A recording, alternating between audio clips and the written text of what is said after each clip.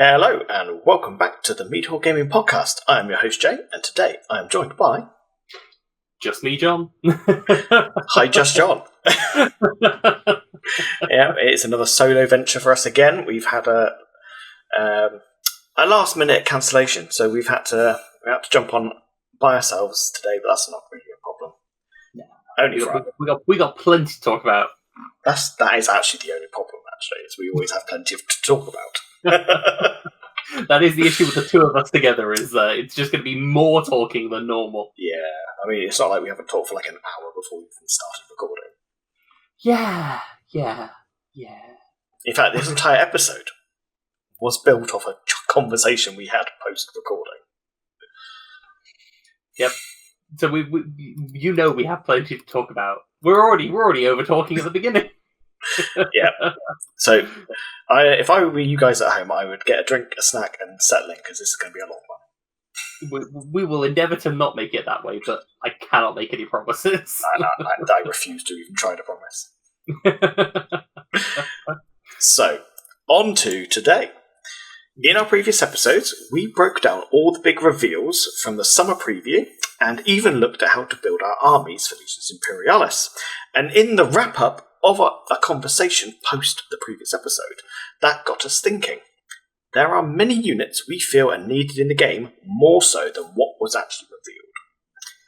As every general knows, dreaming about reinforcements is actually half the fun.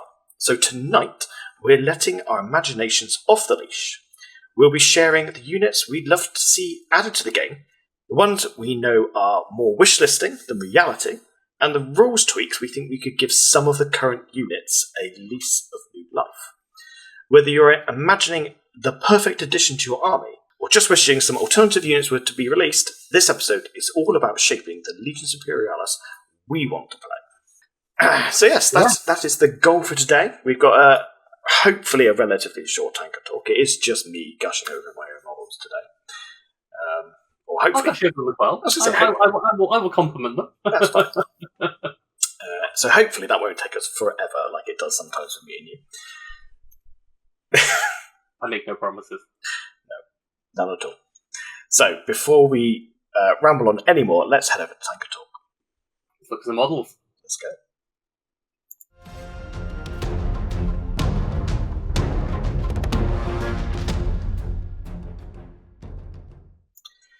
And welcome back. Here we are in the display area of the Mead Wargaming podcast. And today, let's crack straight on. Oh, and of course, you've got your tiny mug. I bring it up every time. One day I'm just going to get like a really tiny tankard, and it's going to be like this. I mean, your tankard is already bordering on shot glass worthy for you. It is, yeah. Okay, so I'm going to crack straight on and get some images on screen. Yeah, let's see what you've been working on. Up first, we've got some repaints, actually. I was going to say, those look suspiciously like some existing models that were in a slightly different shade of blue. They were a different shade of blue. Bluey green? Bluey green.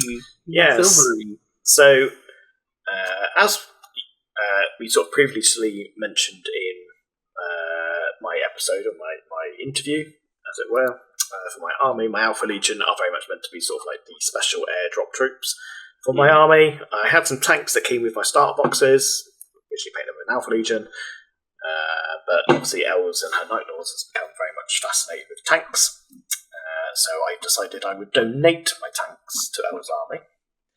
Such a big heart. I mean, you say that jokingly, but not only have I donated them, I then stripped and painted them all in a day for her army. That's love. That's true love right there. So yes, I did actually strip these down, which was actually relatively easy. Just whacked some isopropyl into a ultrasonic cleaner and just ran it through that for about 10 minutes. Really? Yep. I mean, I am slightly nervous about the statement of running isopropyl through an ultrasonic cleaner, considering those get hot. They do not get hot enough to ignite. So, I mean, safety warning probably. Be careful if you do this. But I've been working with acetone and all sorts in a chemical factory, I know that the heat won't cause it to ignite. Okay, well, that's good to know. And it didn't affect the bath at all. No, I've so in at the factory that I sometimes work in / have interest in, a vested interest in. We have an ultrasonic cleaner in there that actually has acetone in it, and has been running like that for months. Okay. Well, that is very good to know, considering there are some things that I've been toying with stripping down, or at least various things I picked up that need stripping down. So yeah. The only thing I would say is obviously just don't run it constantly. It's probably the best bet. They don't generate enough heat, and in reality, you actually need a literal spark to set these things off anyway, which ultrasonic cleaner should not do. If it does that, then you've got a very faulty cleaner. So I just chucked them all in, and all I did then is take them off. The paint was literally coming off in your hands, but chucked them in some soapy water and gave them a scrub with the toothbrush. And it gets off about 96, 97% of the paint. There's like a little bit here and there, but it's irrelevant. At that stage, it doesn't matter. Like it's ready to go again. Yeah, so just prime them back up and repaint them. And as I say, I literally did that all in one day, from stripping, priming, and painting and varnishing all in a day. Oh, you have got the manufacturing of the Legions models down to a fine art now. Tanks, yes. Infantry, not quite as quick. Oh, I'm still on my infantry backlog. I've still got so many more to do. But yeah, so I was quite proud of these. These didn't take very long at all. Yeah, they were great. And again, I love painting Legions tanks. They're so quick and easy. Even schemes like this. Just for a quick note, 90% of these were also painted with an airbrush. Literally just airbrush primer, Zenithal, lead belcher, literally celestium blue contrast paint through the airbrush all over. I was going to say I can see, and then I'm presuming white over the plasma coils, and then then athematic blue. Yeah, good old athematic blue. Yeah, I love that paint so much. So good. It's an amazing paint. I do find you do have to put quite a bit on to get the effect to work, but yeah, it's not like a Duncan Rhodes 2 thin coats. This is slap a whole thick coat on. Yes, well, because it's a very thin contrast, so you can use it for quite like subtle things. So, like when I did some Grey Knight models, I was doing it around the eyes, and that creates like quite a nice like glow of like. Yeah, if you want it just for like a subtle glow, yeah. But if you want to get like a strong plasma, just load your brush up and chuck it on. I have another blue glow for this, which is a slightly stronger blue, which is one of the Army Painters one, which is literally called Plasma Coil Blue, which gives a similar effect, but slightly more towards the blue as opposed to like the teal. But like that's because I'm going to be having green tanks, compared to what you've got, which are blue tanks. You want a slightly more tealy. You don't want a strong blue kind of glow. And well, also canonically, from what I've read, blue is actually the colour of plasma weapons in universe. I know there's obviously you can paint them however you want. Some people do like orange glows and stuff, particularly on like Chaos Marines, but canonically they are actually supposed to be blue. Which I always found quite interesting. There is actually, unlike most things in Warhammer, it does technically have an actual colour that you should paint it. Yes, but I'm sure there's probably a Black Library book out there somewhere that has a different description of a plasma glow. Probably. But anyway, there you go. There's my tanks. Yeah, they're great. If we move on, if my buttons will work, we've got a new infantry unit, which I have to say I did not enjoy painting. It looks like tiny gold trim. There's tiny gold trim, there's leather, there's tiny skulls all over them. I mean, in fairness, I've got tiny golden lions that I painted on some of my infantry, so... Yeah, it just took ages. I mean, thankfully, again, most of the bulk colours was all airbrushed on. Yeah, obviously little patches of red, gold, leather, silver, and then the skulls on top of that. It just not surpasses details. I mean, they look great. They do look chunky. They do look like chunky lads there. Yeah, but they come out nice, which is fine. Mm. I was going to ask very quickly because I'm currently in the process of getting stuff down on bases, and they have those little discs at the bottom. Yeah. How are you? It's going to sound weird. How are you painting those little discs at the bottom? So I just whack. What's the dark contrast called again? I forgot. The black one. Oh, Black Legion. That's the one. Yeah. So I just put Black Legion on it. Yeah. And then I just grab a little bit of the texture paste and chuck that on the top between the feet. Oh. Okay. That's it. So they look like, essentially, if you get really up close, they look like a tiny little Space Marines on their own bases stuck onto a scenic base. Because I'm then putting a sand base underneath mine. So maybe texture paste is the answer. Yeah, that is one option. Particularly these ones. Yeah, because with my armies, obviously I use the urban gravel stuff, which is PVA'd on. I have to admit, I slightly regret it because it can be an absolute pain to do. But I with those, I was thinking I might do the same, but do a little bit of PVA, just look into some finer grit stuff. Yeah, because that's what I was kind of in the process of doing. Well, basically, I was painting all the bases like brown, and then sticking down, then doing PVA between the feet. But seeing that there with like the kind of the texture paste element, I'm thinking basically doing that on the bases and then doing the sand in between. So then I only have to worry about basically PVA around the base, sticking. That's probably a good way of doing it. Okay, that's good to know that because I've got both of the Martian red ones. Cause I'm doing like this kind of reddy sand color.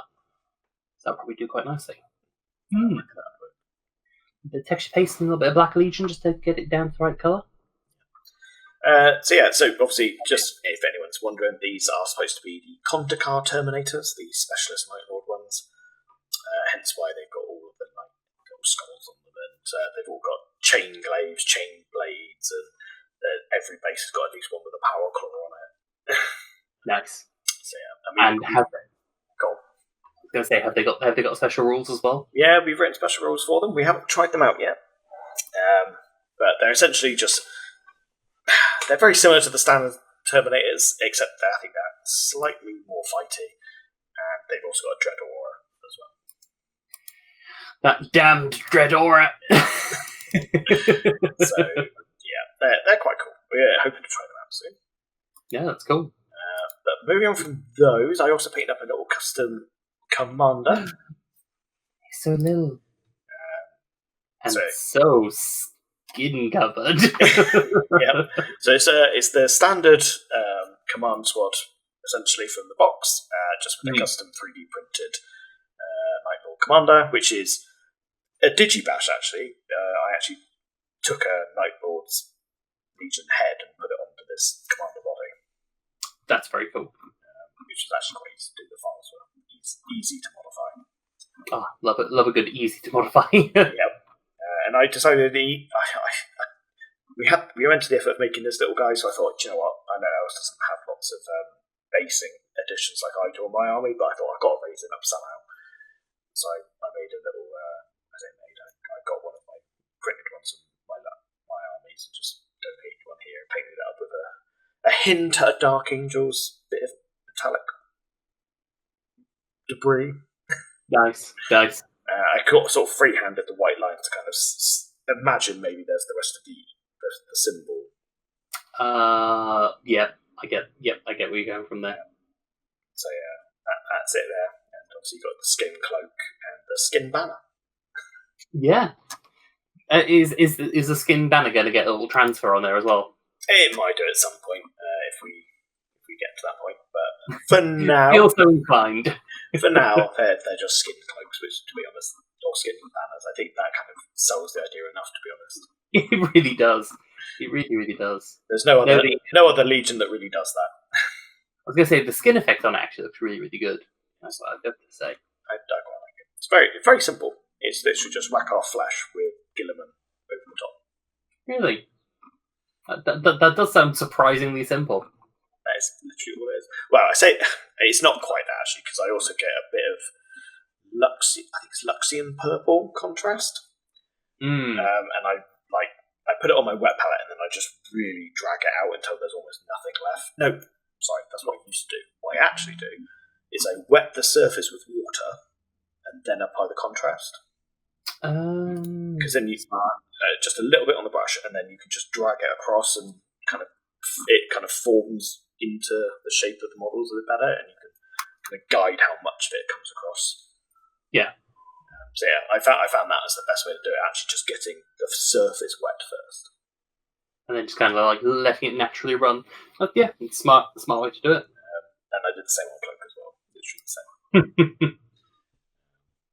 Yeah, I accidentally discovered that as I was going. No, that sounds very cool. So yeah, if you ever want to do like some gnarly skin, that's my recommendation. It reminds me, there's something I've been seeing. I forget the name. I'll have to send it. This is very much I'll have to send it to you, of somebody who's been doing some basic like skin coloured Tyranids. I can imagine that's disgusting. They do look horrific. They also look like they take an age to put together. I can imagine it might, although if you do it with contrast, I mean, I don't know. It depends how detailed they are, I suppose. It looks like they are doing them very, very detailed. That's one thing that's always appealed to me about Tyranids. I'd love to paint them because it'd be so quick. But the thing with me is I like narrative, and it's very hard to have a narrative with a Tyranid army. They don't lend themselves particularly well to narrative. I'd love to own a Tyranid army, but I don't know. Yeah. I can't build a narrative very effectively with running Tyranids. No, they kind of are very much their own thing. Yeah. And yeah, there's not a huge amount of character opportunities in amongst the old Tyranids, is there? No, they are quite literally just the big bug monster of the setting. Good as bad guys. Very good as bad. Phenomenal as bad guys. But as your own like personal faction, it doesn't work for me. Some people, I know, Jinx, I think it is from Tabletop Tactics.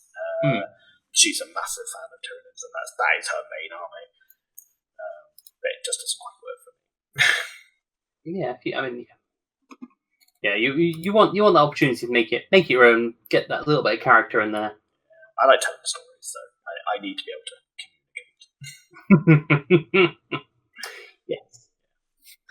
So moving on from that, I think we've got one more thing to show off, which is the new drop pods. The new drop pods, they're so nice. They're so much nicer. Yeah. So I don't know if this has been said on camera yet, but you will have seen in some previous shots of the drop pods I had printed. Because sorry, Games Workshop, that I'm not paying for your drop pods. They're so expensive for the amount of points you get. It's just not worth it. Sorry, I've got a 3D printer. Most of my stuff and most of our stuff is plastic, but there are some lines I just refuse to cross. The drop pods. The line. The drop pods are that line. So we had the original ones, which all closed up, and they look okay. They're kind of great. But on the table, I keep looking at them and thinking they just don't look right closed up. So I actually took those same files and digitally remodeled them with the doors open. Yes. I think it's also worth saying that within our rules that we play the game as, the drop pods stay on the table. The drop pods stay on the table anyway. Oh, do they? Oh. Yeah. I play them slightly differently because in the game they actually are functional units technically, even when deployed. Like you can target them to shoot them and destroy them and stuff like that. Okay. But they don't. They have no real value to you as a player once they're deployed. Whereas your opponent can actually destroy them, and if they destroy them, they count towards your break point. So you don't. Which I don't like. It seems really weird. That is very weird. So the way we have adapted it is that once they're deployed, they're counters terrain. So basically, they provide cover. So you can actually take advantage of that if you're deploying out and use them as cover and stuff like that. And then obviously the other thing is with them open as well, it makes more sense that you're shooting in between them and stuff like that. Yes. Yeah. So yeah, and I just think they look so much better. And obviously that will lead me to make a very controversial statement, I know, but I kind of like the fact that Games Workshop have released the new drop pods that are open, because that is how they should be on the table. I get that, the fold up one has its advantages in transport and stuff like that, but in terms of just like a quick gaming piece, it does make a lot of sense just to have one ready to go, drop pod, done. I just enjoy the like from a perspective of like a play factor perspective of like you hit it down the doors and the doors open nicely. If it did that really nicely, that'd be fine. But it doesn't do it really nicely. It does. The drop pods are bone of contention among many people. But I like this better. This is the one I'm going for. Yeah. Do whatever you like with your own. I could have sat there and modelled in a system to hinge the doors, and I did think about it, but I just can't be bothered. I did float the idea. I did say it as a joke, though, but I did float the idea. You did, and I did think about it for about 5 minutes, and then decided it was not worth my time. That was the correct decision to make. Especially as I was working within the confines of a model that already existed. I was trying to pull it apart and remesh it, and had to rebuild the internal bits because they didn't exist. Because the ones that I had were hollow. There was no internals. Yeah. So I actually remade it all. It did a nice little floor on them. Yeah, no, they look ace. I'm definitely going to be printing out some myself. Oh, and this kit as well. I designed it so that it's a kit you put it together. Mainly because supporting it as one piece you can do, but it's easier in terms of supporting it just to have them in pieces. It takes longer to print, and technically I think there's more resin waste from supports, but I'd rather have an easier time. I was going to say you can also hide where the support connection points are and things like that. Like the way that I supported these as well, you don't need to do any support cleanup. You literally just pop them off and put it together. Perfect. It's all hidden. Perfect. So yeah, it works. So yeah. Although it doesn't have any seats on the inside, little tiny seats on the inside. It doesn't, and that's because I didn't want to either find them, rescale them, or make them. But is it true? No, I'm taking the piss. Right. Yeah. In fairness, it wouldn't have been hard to do, and you could potentially pay all these parts separately and then put it together and say to make it easier and stuff like that. It's doable, but you could. At Legion Scale, it's just not necessary. No. And to be fair, I kind of like them like this. They just kind of work. They are pretty cool. And it's not like they've got the guns to worry about like you do on the previous drop pod. Yeah. Not the current drop pod. Yes, it just works, and as we use them, especially with the rule change, we just use them as bits of terrain as well. It just works, and I like it. It's cool. It looks nicer. Yeah, no, I'm fully with you. So yes, I will parcel the files out to the team, and I may eventually paint some up for my Alpha Legion. I mean, it feels like an Alpha Legion-y style of one to run. Yeah, I probably will do at some point. I have got the Dreadnought ones as well, but they haven't been painted yet. Yeah. I mean, I've got another 9 of these to do, and 16 of the Dreadnought ones. So many. Yes, there you go. That is it. That is literally my week in painting. It's a good week. It's a good week. Very productive week. Yeah. I've been trying to promise myself to paint 1 unit a week now. I missed 2 weeks, so I overcompensated and painted 4. I am considerably further behind. Yeah, but you've had reasons. my infantry pile has sat there, but with new thoughts, it might be able to speed through it a little bit quicker now. So we might see some Dark Angels on the table. Yeah, well, I mean, I think once I've got the infantry done, then I can start to move on to things that hopefully are a little bit quicker and easier to do. Because tanks all that lot, they're so much quicker to do.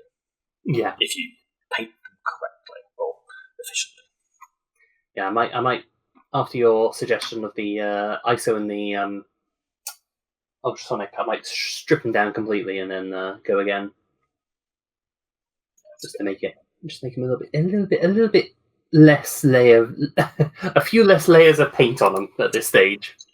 I mean, I had to, because they're not only did I obviously paint them up, but I also do 3 coats of varnish on my models to make sure they are definitely protected. So I had to strip mine down. Yeah, so that's a lot of varnish.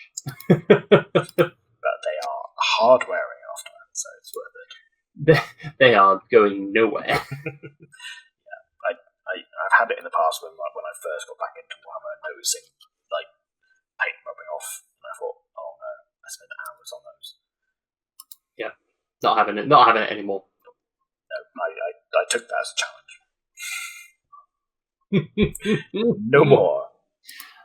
And yeah, I'd probably do some varnishing on mine as well to keep them nice.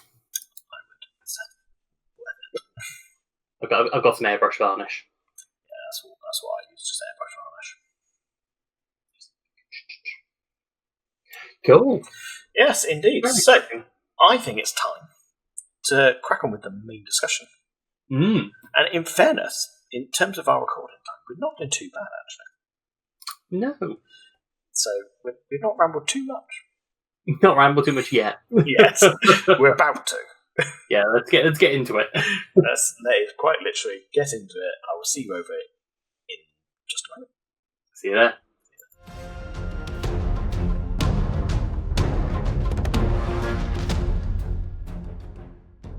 And welcome back. Here we are. Discussion time. Yep. So I haven't got a title for this episode yet. So normally I'd have some kind of thematic phrasing that I could use here, but I don't have one at the moment. So wait to see that in the title at the top. Yeah. Wishlisting units. Wishlisting units, yeah.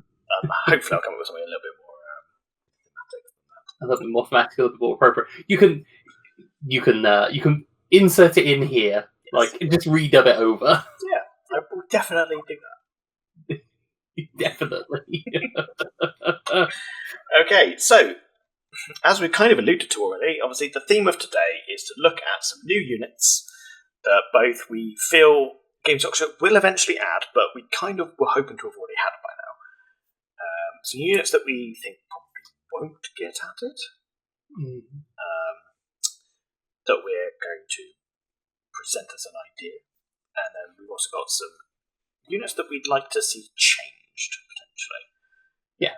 Especially having now played quite a few games, there are a few units that we feel really just don't work. Yeah, I think mine's less of a case of from a perspective of it's not that it doesn't work, it's just that I'd like some more options in my case. Yeah.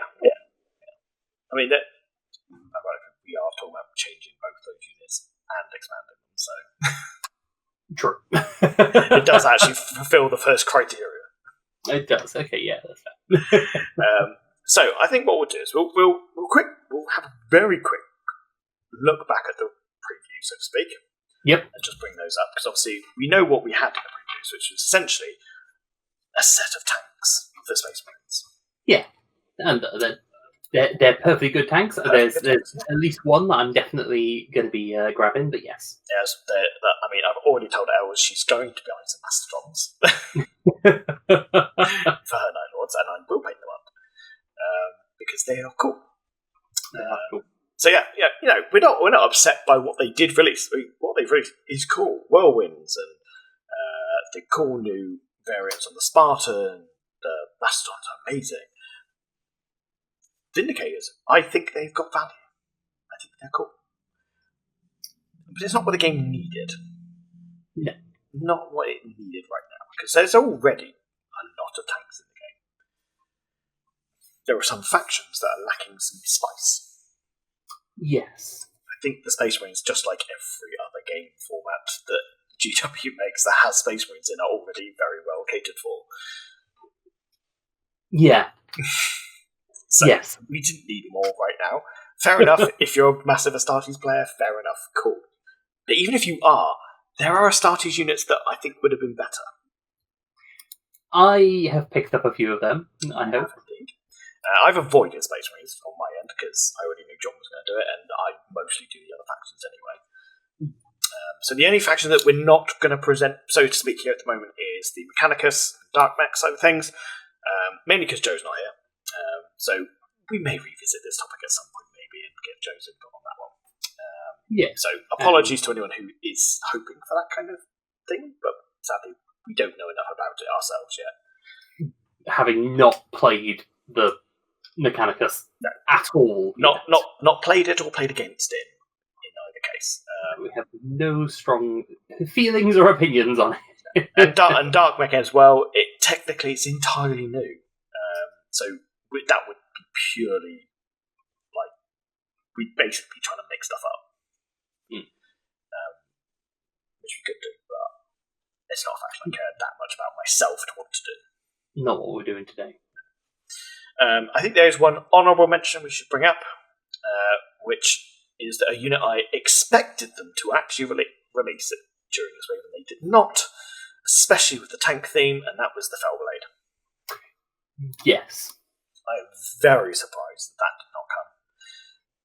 It was one that when I was looking at things to add, I kind of didn't even bother because I'm like, that's got to be coming out. It will be. We know there's a plastic kit for Heresy. We know that every kit that gets plastified, if that's even a word, in Heresy is coming to Legion, so we know it's coming. And I also, also on the flip side, we've got a plastic Mastodon, so Heresy players. Just saying. So yes, it is one of those ones that we know pretty much for definite, if not literally for definite, that it is coming. I'm just really surprised it didn't come. At this point, it seemed like the most obvious point for it to emerge, but no. Yeah. We could have the whole discussion on the Saturnine units. I thought that it would have been a good idea. They didn't. Okay. Yeah. Especially as, I'm not going to lie, if they did release tiny Saturnine Dreadnoughts, I definitely would have gone out and bought them, and I'm not even running Space Marines myself at the moment. And I mean, I think they would just be very good fun as well. Yeah. But hey, we're not going to discuss those. We're going to try and go a little bit more left field. We are. Things that we know will probably come eventually, and that's what we're going to start with. What we think will come eventually, but probably should have come out now. Ideally. We're bumping forward the timeline of we'd like these, please. Yeah, we would have preferred these now. We're happy with the tanks, but we wanted these really. So, since we're on the Space Marine section, so to speak, shall we jump into your side of things first and have a look at what you would like to have seen released before the Space Marine? Yeah, cool. So I'll go with. I had an order. I'm gonna mix up a little bit in terms of a infantry unit first of all, because I think this is one that I would really like to have seen added in to into the game. It's something that we've actually spoken about before in terms of as an idea, which is the Legion breaches. Now we know that those shields are coming in plastic because they did confirm it when they announced the latest Heresy. So we know that these are coming, and it would be really nice to have some more infantry options just in general. You know, infantry make up such a big part of the game in Legions. Now having a couple of games under my belt, I'm like, infantry are vital. And it would be, I think these, and kind of having discussions outside to kind of like nail down some of the bits of this. I think these would fit a nice role within Legions as well. that are slightly different compared to the stuff that already exists. So in terms of kind of like a bit of a breakdown, a bit of a rundown in terms of what we've got, I think we're happy with that. Yeah. So by and large, it's a similar kind of affair as you would see with any infantry. Your movement of 5. Slight differences compared to regular Marines. They're going to be looking at a save of 4+. That is just to kind of represent their hardy. They are hardy. They've got the breacher shields, and we're coming to that. Those breacher shields are going to lead to another rule for them as well. CAF of 1+, CAF of +1.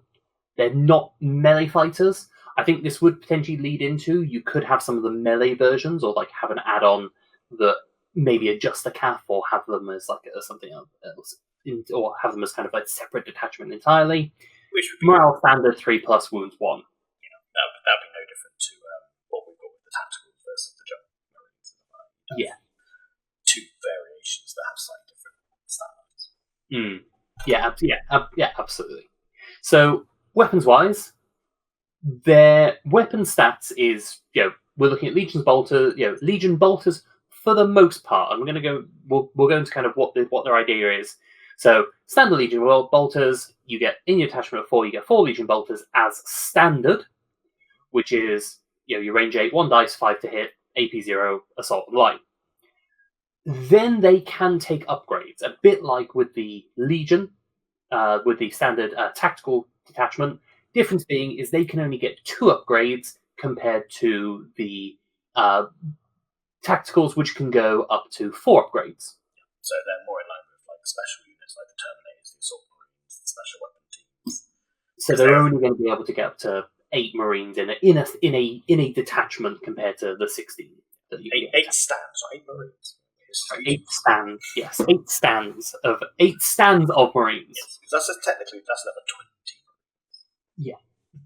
So additional weapons. So it's going to be cheaper just to add more breaches in. For your special weapons, you're going to get melter guns, Volkite chargers, and flamers. Flamers are going to be the exact same. It's just the exact same as what you'd see in your Yes, so this way gets silly. It's just technically Auxilia flamethrowers, although actually in Heresy they're Velatari.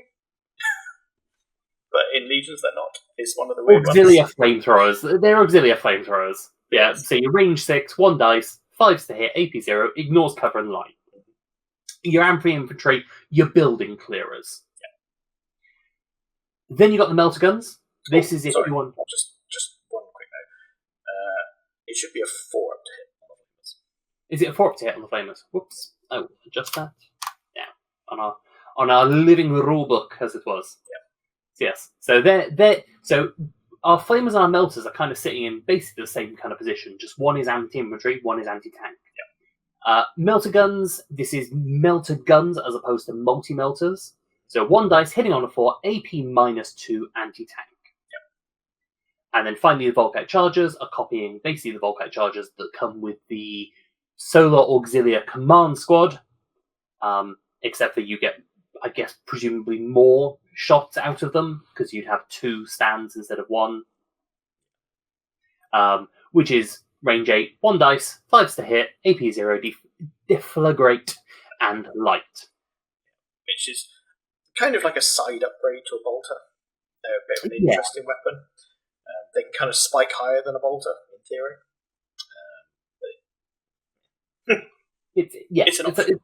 The idea is that they are side upgrades or specialism in a particular direction. I was going to say, and like it helps with something that I know it doesn't work in the same. I know it doesn't work as well in Legions, but I do like mixed Marine detachments. Like having those kind of different weapons, they become like a little bit of like or they can do a little bit of everything kind of vibe. Yeah, it does give you options. Yeah. Which can be handy, even in Legions, even though you can't spit fire. There are many an occasion where your infantry squad is standing next to a tank and can't do anything. Yeah. It's like, I don't have any guns that can hit this. So there is an argument for it. and you can almost take the others as a bit of an ablative wounds to lose to keep your special weapons alive, maybe a little bit longer. But and so the key thing that they're going to get is the shield wall special rule. Yep. So these are so we will be introducing a series of traits or special rules that are our own invention to make certain units work the way we want them to. So we're not confining ourselves to the rules strictly written in the book. Where possible, where it makes sense, we are going to use those as much as possible. But sometimes there are just some things that benefit from having a new rule.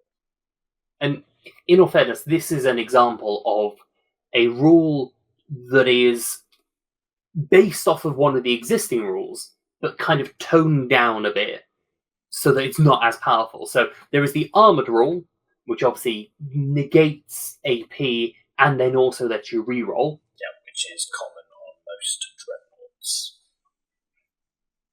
These, with their big, heavy breacher shields, are going to get the first half of that rule. So they, when weapons are when hit with something with light, they count as basically giving it AP 0. So, for example, if these guys were, attacked by a bunch of Marines with plasma guns, they're going to ignore all those extra buffs and AP. So those plasma guns essentially become slightly more accurate bolters to them. Which makes perfect sense. They've got those big shields. They're gonna have that ability to kind of do some negation on that AP coming through. And as more profiles come into the game with light weapons with AP and stuff like that, they will shine a bit more. I believe there are a few light weapons on the mechanical side that have AP. Makes sense. Stuff on there. This does also lead in, something that I think kind of gets into a little bit of granularity that I don't think we're quite prepared for yet. But this could be a point where you start to then see facing on infantry.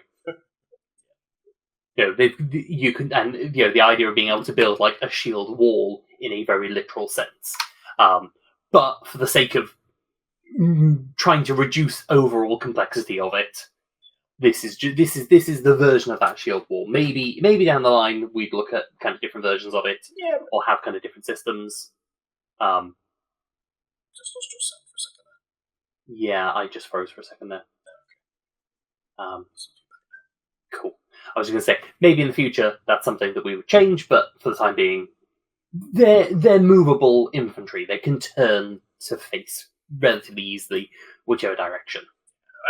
I think that's probably a good start for what we're doing as well, because we are changing a few things quite a lot in our own sort of sphere of gaming. I think knowing the kind of things we're going to probably change in the future is probably best that we try not to change too much. Yeah, and because the game, like the core of the game, is brilliant. Oh, it's phenomenal. It just needs tweaks. Yeah, and it's mostly just tweaks of things that, in this case, things that we want to see, or small tweaks to rules that just feel like they just need that little tweak in terms of balance. Like overall, as you said, overall the game is fantastic out of the box. There are just a few little things that need a little cheer in there. Yeah. So, Jamie. Okay. So you've got your Legion Breachers. Legion Breachers. First entry. Okay. Well, I will present to you. Well, I'll tell you what. I'm going to present to you my less, shall we say, interesting of my two units. Okay. Yep. So I'm going to present a couple of auxiliary units that I would have really liked to have seen because I really want them for my army. And the first one is the. Sorry, I wrote the wrong one. Off on my other screen. Is the Auxilia Velataris Volkite section. Okay, so we've got an alternative Velatari infantry force because the Velatari in Heresy can take flamethrowers, even though in current Legions they're not Velatari. Storm axes, which is what we've currently got, and they can also take Volkite chargers. So we've got a range variant. Yep. So basically, what I want to do is I want to grab the range variant and make that its own section. That's what I'm hoping we will get. Yes. There is an argument later on I can make about the flamers being their own thing as well, but we won't come to that until later. But essentially, they are literally the exact same as a Tertio unit or a Velatari unit, except they don't have the extra calf that the Storm section gets. They get their bulkhead charges, which are literally the same as the Space Marine ones that we just discussed. Yeah. Which are the same as the one that you get with the command squad. Yeah, the Lego commander. So 8-inch range, one shot, hitting all 5s, no AP, deflagrate light. It's not a big unit. I'm predicting the points are probably only going to be about, I think I've got 40 points for them for 4 bases, which, if I remember right, is about the same as the Velatari and Storm Axis, because they're kind of on the same legion. I might drop their points a little bit, maybe. I don't know if they're better or worse. I think they're just as good, because they will benefit more from dropping out transports, unlike the Velatari with the Axe as well. So I think keeping them the same points makes sense. Because although I think the Velatari with the Axes are more like to kill stuff when they make contact, these guys don't have to make contact to do the damage. No. So that's kind of where I've gone with the points on them. Nice, simple, little easy infantry unit that I really feel that we should have had already, really. There's not many infantry units for the Solar Auxilia, and they just they're so close to being done.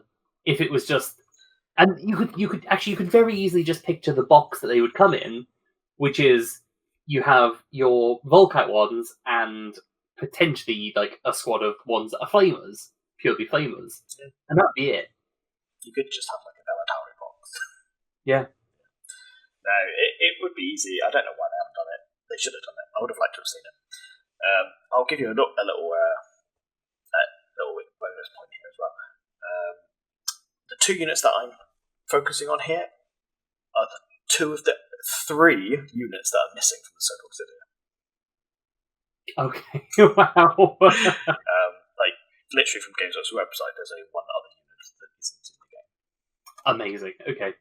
So I will mention it. I didn't bother writing rules for it because I'm not quite sure how I'd want to do it, but I had more exciting things to do. But yes. So number 2, John. For you.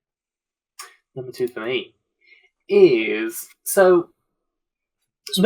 funnily enough. So my number 2 here was, after I sat down and thought about what I'd like to see, was kind of the last thing that I came up with,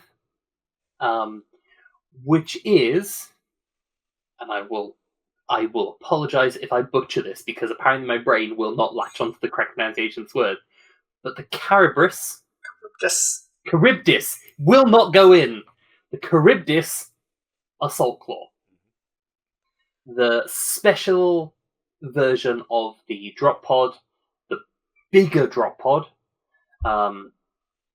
and the kind of essentially the combination of siege and shipboarding and just general mess stuff up version of a drop pod. Now, before you go into the rules, yes, I'm going to point out that I may have to edit in a little version of the line popping out with eyes going like this. Hang on, isn't that a traitor vehicle typically? Well, you say traitor vehicle. I say that if you go to GW's website and you look at this, it's painted up as an Imperial Fist. Is it? Yeah. Okay. Because I'm going from the perspective in 40k, I know that it's exclusive to the Traitor Legions. Yes, because post-Heresy during the Scouring, they were basically, the machine spirit in them is so aggressive that they were we are decommissioning these, and then basically, because all the traitors still had them, the machine spirit just got even more corrupted that was in them. So, but within my weird mix of, it's a combination of a heresy / modern 40k. I say because of the narrative you kind of developed now, you're a heresy-based legion formation, so to speak, that has been thrust into the modern era. Been thrust into the modern era, exactly. So kind of we've still got a few of the good ones, but maybe not that many. you've still got some of the old school tech, which explains why you've got some of the more archaic weapons of the Dark Age. Yes, and also randomly potentially units from the modern era. Yeah, a whole nice little mix in there. So as the Assault Claw, it's stuff, detachment size 1, as you would expect from any of the kind of drop pods.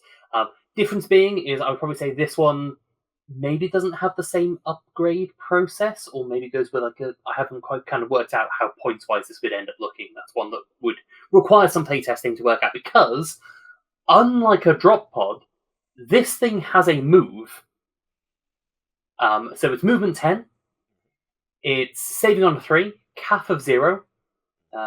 Maybe there would be a calf there because it is something that can potentially move, and it has a morale of 3+, and has 2 wounds, because this is quite a big and chunky, heavy thing. Yeah. So this is going to go counter to what we previously mentioned in the Tankard Talk, where the drop pods kind of deploy and become terrain. This thing is actually a fully functional unit on the table. Yeah. Because that's kind of what it was. Because it's a weird one, because as a unit, it served as both a drop pod and also as a bit of a flyer / orbital assault vehicle. Yeah, I'm trying to think if there's any good representations of anywhere, but the only place I know it's been seen, so to speak, in an animated capacity is in Iron Within. You get to see them come down. Iron Warriors ones. Oh, was that? No, because there is the Charybdis and then there's the Dreadclaw. Because the Dreadclaw is, they look so similar, but one's massive than the other. Yeah. The Charybdis is huge. The Dreadclaw is a drop pod with bonus claws. Yeah, I'm thinking of the Dreadclaw. So ignore me. I don't think they've ever seen one animated in any way, shape, or form. No, it's very hard just to get many pictures of it. Full stop. Well, it's a Forge World resin kit that probably most people never wanted to buy. It is a Forge World resin kit. It also doesn't open like a regular drop pod. Oh, it hasn't got an iris thing on the bottom. It does. It opens up from the bottom, so it lands like that, and then basically they get out from the bottom down there, rather than the sides opening up. So it ends up with a slightly different vibe in general to it. So weapons wise, it's going to have a Deathstorm missile launcher. This is range 10, dice d3 +2, to hit 6+, AP -1, light AT, limited 2, and saturation fire. Essentially, this is straight up just the Deathstorm from the Deathstorm drop pod. Key difference being it's limited 2 because it's got more missiles on it compared to the regular Deathstorm. Which sounds pretty cool. Yeah. The more fun thing, which is the one that I wrote out a custom rule thing for, or tried to describe a custom rule thing for, to which then Jay goes, "Oh, it's this rule. You just want this rule."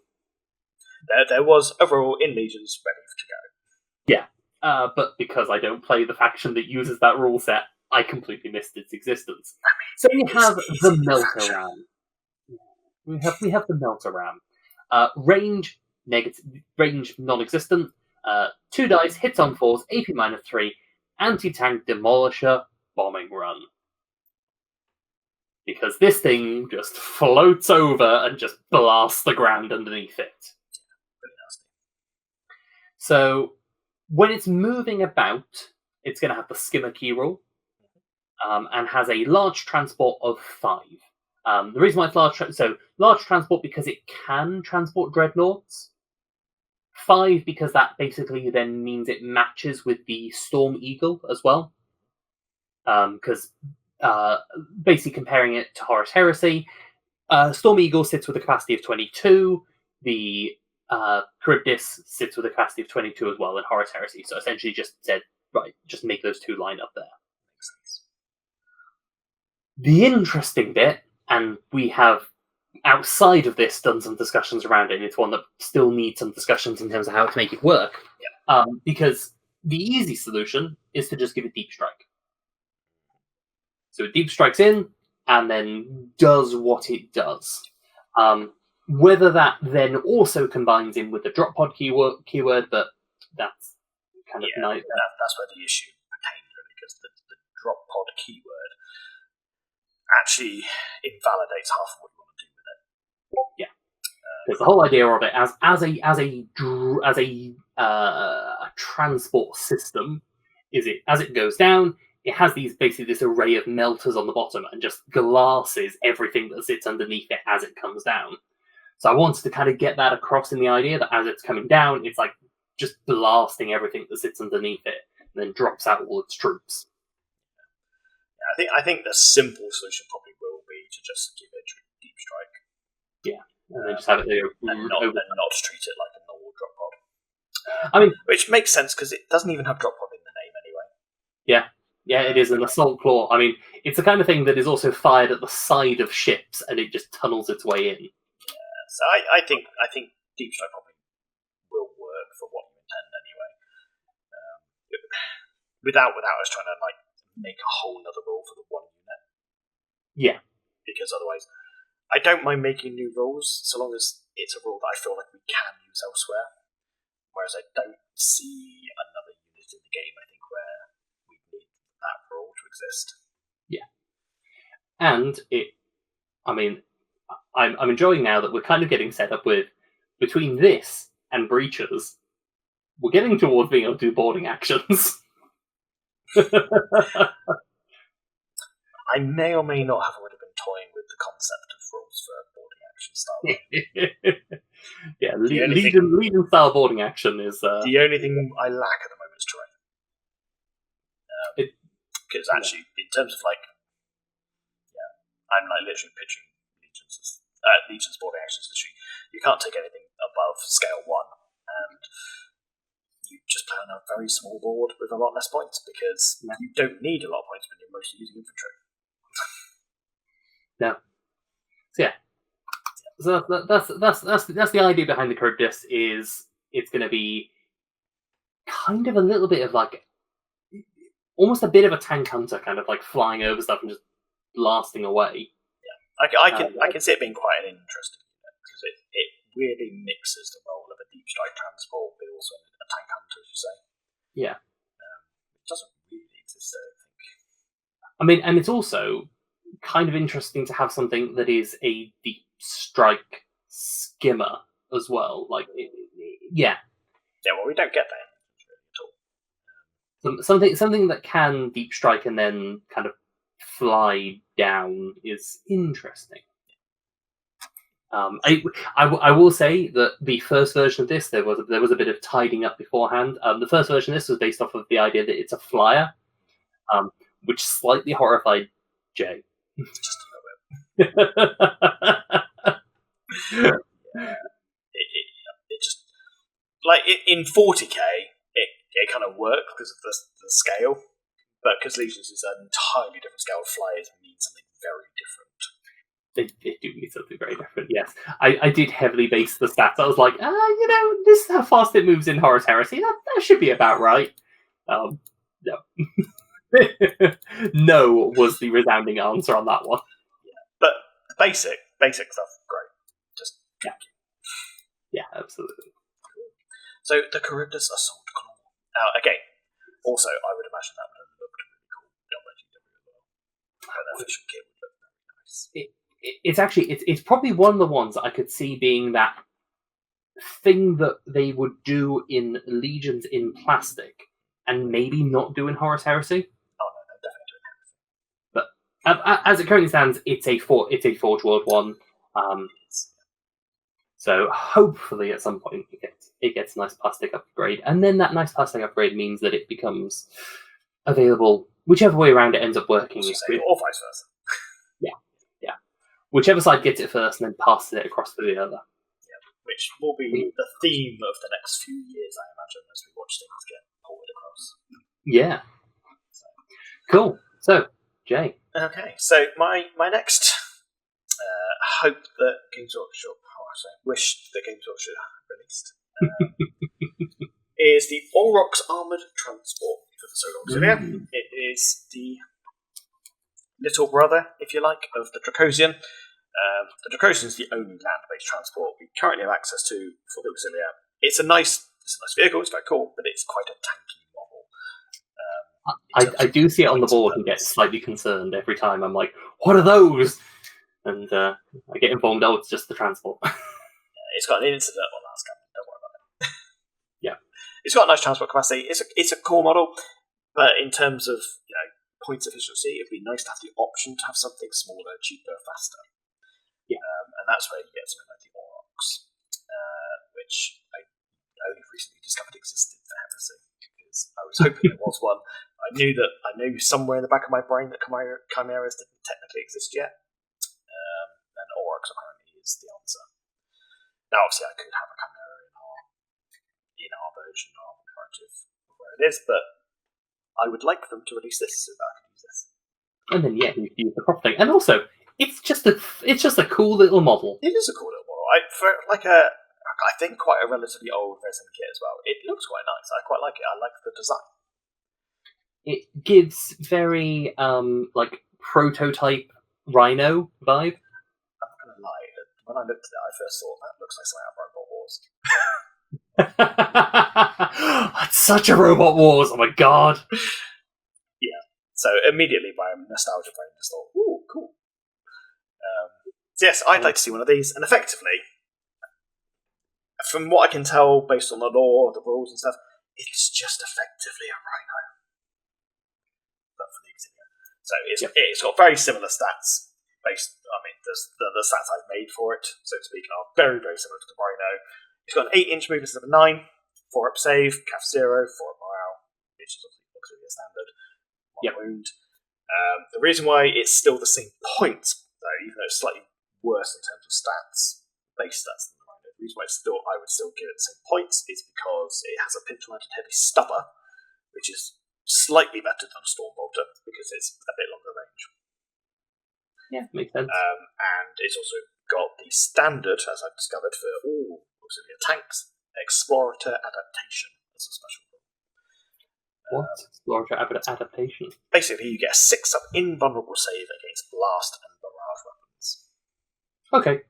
It's incidental, but it's there. But it is their key thing that they have. Yeah. So, essentially, you get those two little buffs that kind of make up for the tiny little discrepancies in the base stats, so that effectively you have the same equivalent, so the same points. Makes sense. So it's a nice, easy little one. Really easy to add.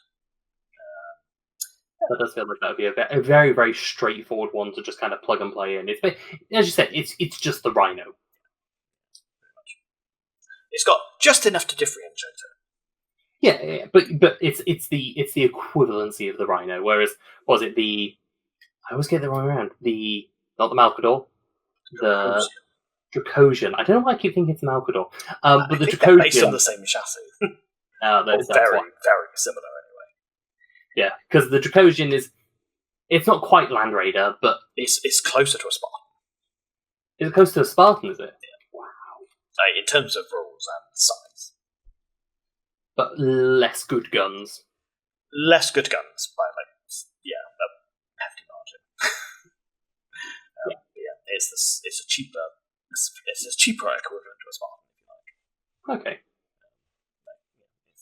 In Legions terms, it's got 2-up save, 4 transport capacity. It's pretty big. It does feel a little bit like a clown car when it goes off and just the Veltari with the axes pour out of it. Yeah. The only thing in the rules terms is I feel like it should have 2 wounds, because Malcadors do. And it's basically the same size and has better armor. That's only because yours keep exploding. I mean, that's one reason. It's really fine as it is, to be fair. In my brain, because it's the same size, I think surely should have the same wounds. Or should the Malcador only have 1 wound? No. Especially because the Malcador has worse save than the Legion Russ. Okay, yeah. That's kind of how they balance the two, I think. The Rust. With Rust, for some reason, which is also one of the smallest tanks in the game, has a 2 armor save. It's got really good armor. It's really solid good armor. Like, better than every knight in the game, almost.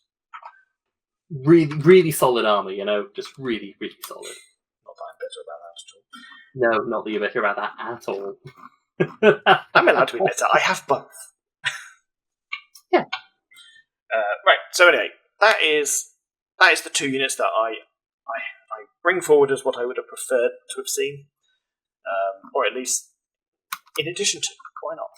I think in addition to, like, I know I was coming at it from a Space Marine perspective, because that's obviously what I'm playing in Legions, but I kind of hoped that there would be something for some of the other factions. I have no problem with what they released. I would have, if I was to put it in a hierarchy, I would have preferred our units to what they released, because they would add more to the game, I think. Yeah. If we could have them as well as a best of both worlds. Even better. Even better. It is what it is. We've written some rules for them. If you've got some proxies or some prints, don't totally do it. We'll make them available for you to view and use at some point in the future. I am working on and we will inevitably be playing with them, and then we can give adjustments accordingly to those. And with everything that will come out very soon in the near future, please do go ahead and play test and give us feedback as well, because more people to test these things, the better. Yes. Yeah. And obviously some of these units will eventually get released. The units that we have presented currently, we think probably will arrive at some point. There are hopes for this is what we're expecting. And it'll be very interesting to see how close we were. I mean, if we get the numbers, if we get the stats right on them, that would be funny. It would be very funny, and I'll be very proud of myself for ourselves. And then we would continue to try and search the walls or wherever it is for the bugs that they've got listening in. Yeah, I'm convinced. I mean, we are also just putting this out on the internet, so it could just be that they're listening to this, but Yeah. I doubt it. But anyway, so there is actually one other unit in the Auxiliary I will briefly mention, which is the relatively new Hermes mini Sentinel thing that they announced a while ago. It's been out for a long time. It's not had much screen time anyway, I don't think. But it's basically a very mini Sentinel. Oh, it's the itty bitty Sentinel. Yeah, that's the only other thing that's technically missing off the range. Can you take the Malkador with the Flamer then? Yep. Malkador Infernus already exists. Got rules, got model. The Valdor exists, got model. Nice. Everything on that list is there. There's a couple of little tangential units that aren't on the list of Sword Auxiliary specific, but you can take, like the Gorgon Heavy Transport, which I would love to see, which is essentially their equivalent to the Mastodon. I'm gonna say this and then watch Jamie get real salty about the statement. Or the Termite Assault Drill.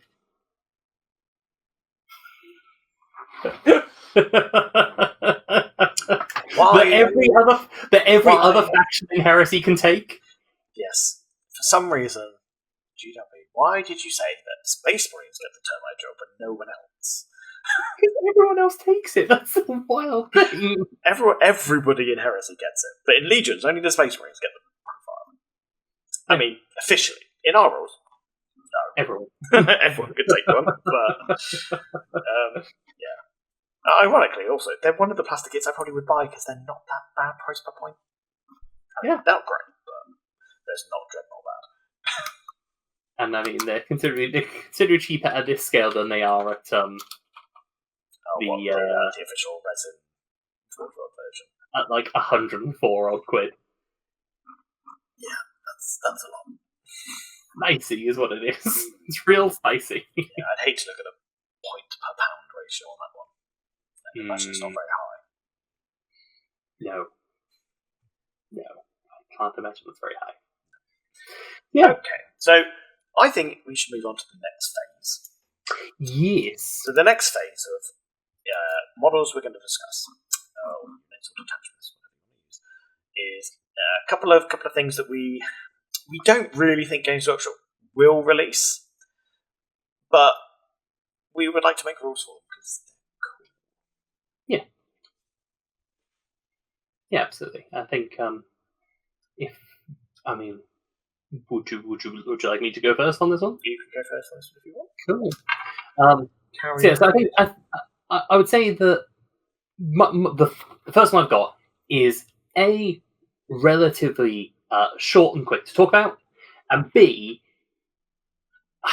I can't see it coming out anytime soon, and I also can see it potentially just never coming out. I could see maybe a variation if/when we get the Primarchs, because they have hinted heavily at the beginning, but who knows what that actually ends up meaning. Yeah. And essentially, so the next unit that I'd like to add into the game is a representation of, in this case, I'm just referring to them as the Deathwing Knights. They could also be the Inner Circle Cenobium, but basically the Terminator specialisms of the Dark Angels. Yeah, so they're fancy, very knightly Terminators. Very knightly Terminators. I've built this profile primarily off of the Deathwing Knights for the kind of the sword and board vibe, but they could also be. There's probably some changes that I would maybe make to make them into the Cenobians, but I'd have to probably do a little bit more in terms of differentiating them. So standard kind of affair, detachment size 4, same as regular Terminators, movement 5, same as regular Terminators, saving on 4s, same as regular Terminators. Our first key difference is on their CAF. These guys are going to a CAF of 5 up, simply because they do not have any ranged. It's the key thing with them, they are not a ranged unit. Morale of 3+, 1 wound. Weapons-wise, I've just labelled them under the generic thing of the idea of relic weapons of the Unforgiven. Basically, specialist weapons, they get the trait of Rend. I'll go through the kind of the standard rules that I would probably say that they would have. Furious Charge, you'd expect from a melee focus unit. Bulky, because they're Terminators. Implacable, Invul 6 up, same as your other Terminators. Yep. Steadfast, and then they also get the Shield Wall from the Breachers. Yep. So negating that AP. And then the last one, which is based off of essentially the rules that we now have for charging. So charging by default in Legions is you just move twice your distance as a charge. Is that correct? Yes. Yeah. We instead have you move your regular distance, up to your regular distance, followed then by a D6 roll for the remainder of the charge. You will make that move up to your regular distance and then make that roll. So essentially, if you have committed to a charge and you fumble, you're screwed. But to reflect these as essentially the kind of these very much melee-focused knights, simply adding in a small change, a word that could then be used elsewhere in our favoritism idea of this: Deep Strike Charge, being one that would only work because of our change to charge. Yes. So this is the one that I probably couldn't say everyone could just pick up and take and use if you're not going to also adopt the changes to the charge that we've made. Yes. Because I think obviously being able to just deep strike and move 10 inches immediately, and obviously charge is insanely strong in Legions, which is why it doesn't exist. Yes. But with the changes we've made, because there is the element of randomness, in addition to obviously the scattering of the deep strike, it becomes less of a guarantee. Oh no, you just got the most powerful melee unit in the game right up my backside. Yeah, and also these are not ones that have been costed yet, but these would be costed to reflect what they are. They are, they're intended to be the personal bodyguard unit. So these guys are probably going to rock around with the lion, which we've already written rules for. Yeah. So they're going to be quite specialist in terms of their function. Which does lead to me to potentially have to rewrite the line just slightly to give the deep strike charge roll as well, otherwise that won't work. Yes, but again, this could be one that we try it and we go, that's busted, and we drop that roll. I would be keen to try it because I've already mentioned to you in one of the games that we played that I have toyed with the idea of allowing it because of the change we've made to charge. Yeah, because otherwise you would just be able to break it, break it wide open. No. If we allowed the lion to just drop in and charge 14 inches straight away, like, what? Yeah, it's gonna be problems. I mean, in all fairness, even if you just said stock standard Terminators get it, like they would be problems. Yeah. So no. In the context of our changes, this works out of the box. If obviously you don't want to play with the change to charge, which obviously you're well entitled to do, you may have to fiddle with this a little bit. Maybe have to adjust the points values. Obviously, that is on you. This is narrative. If you want to make the change, that is up to you to do. These are the rules that we like to run. These are the rules that we are going to be using. We will not be making multiple versions of this to suit everybody's version of the game. But I mean, and that's the nice thing. But that is the nice thing about it is you can make relatively easy changes. It's not.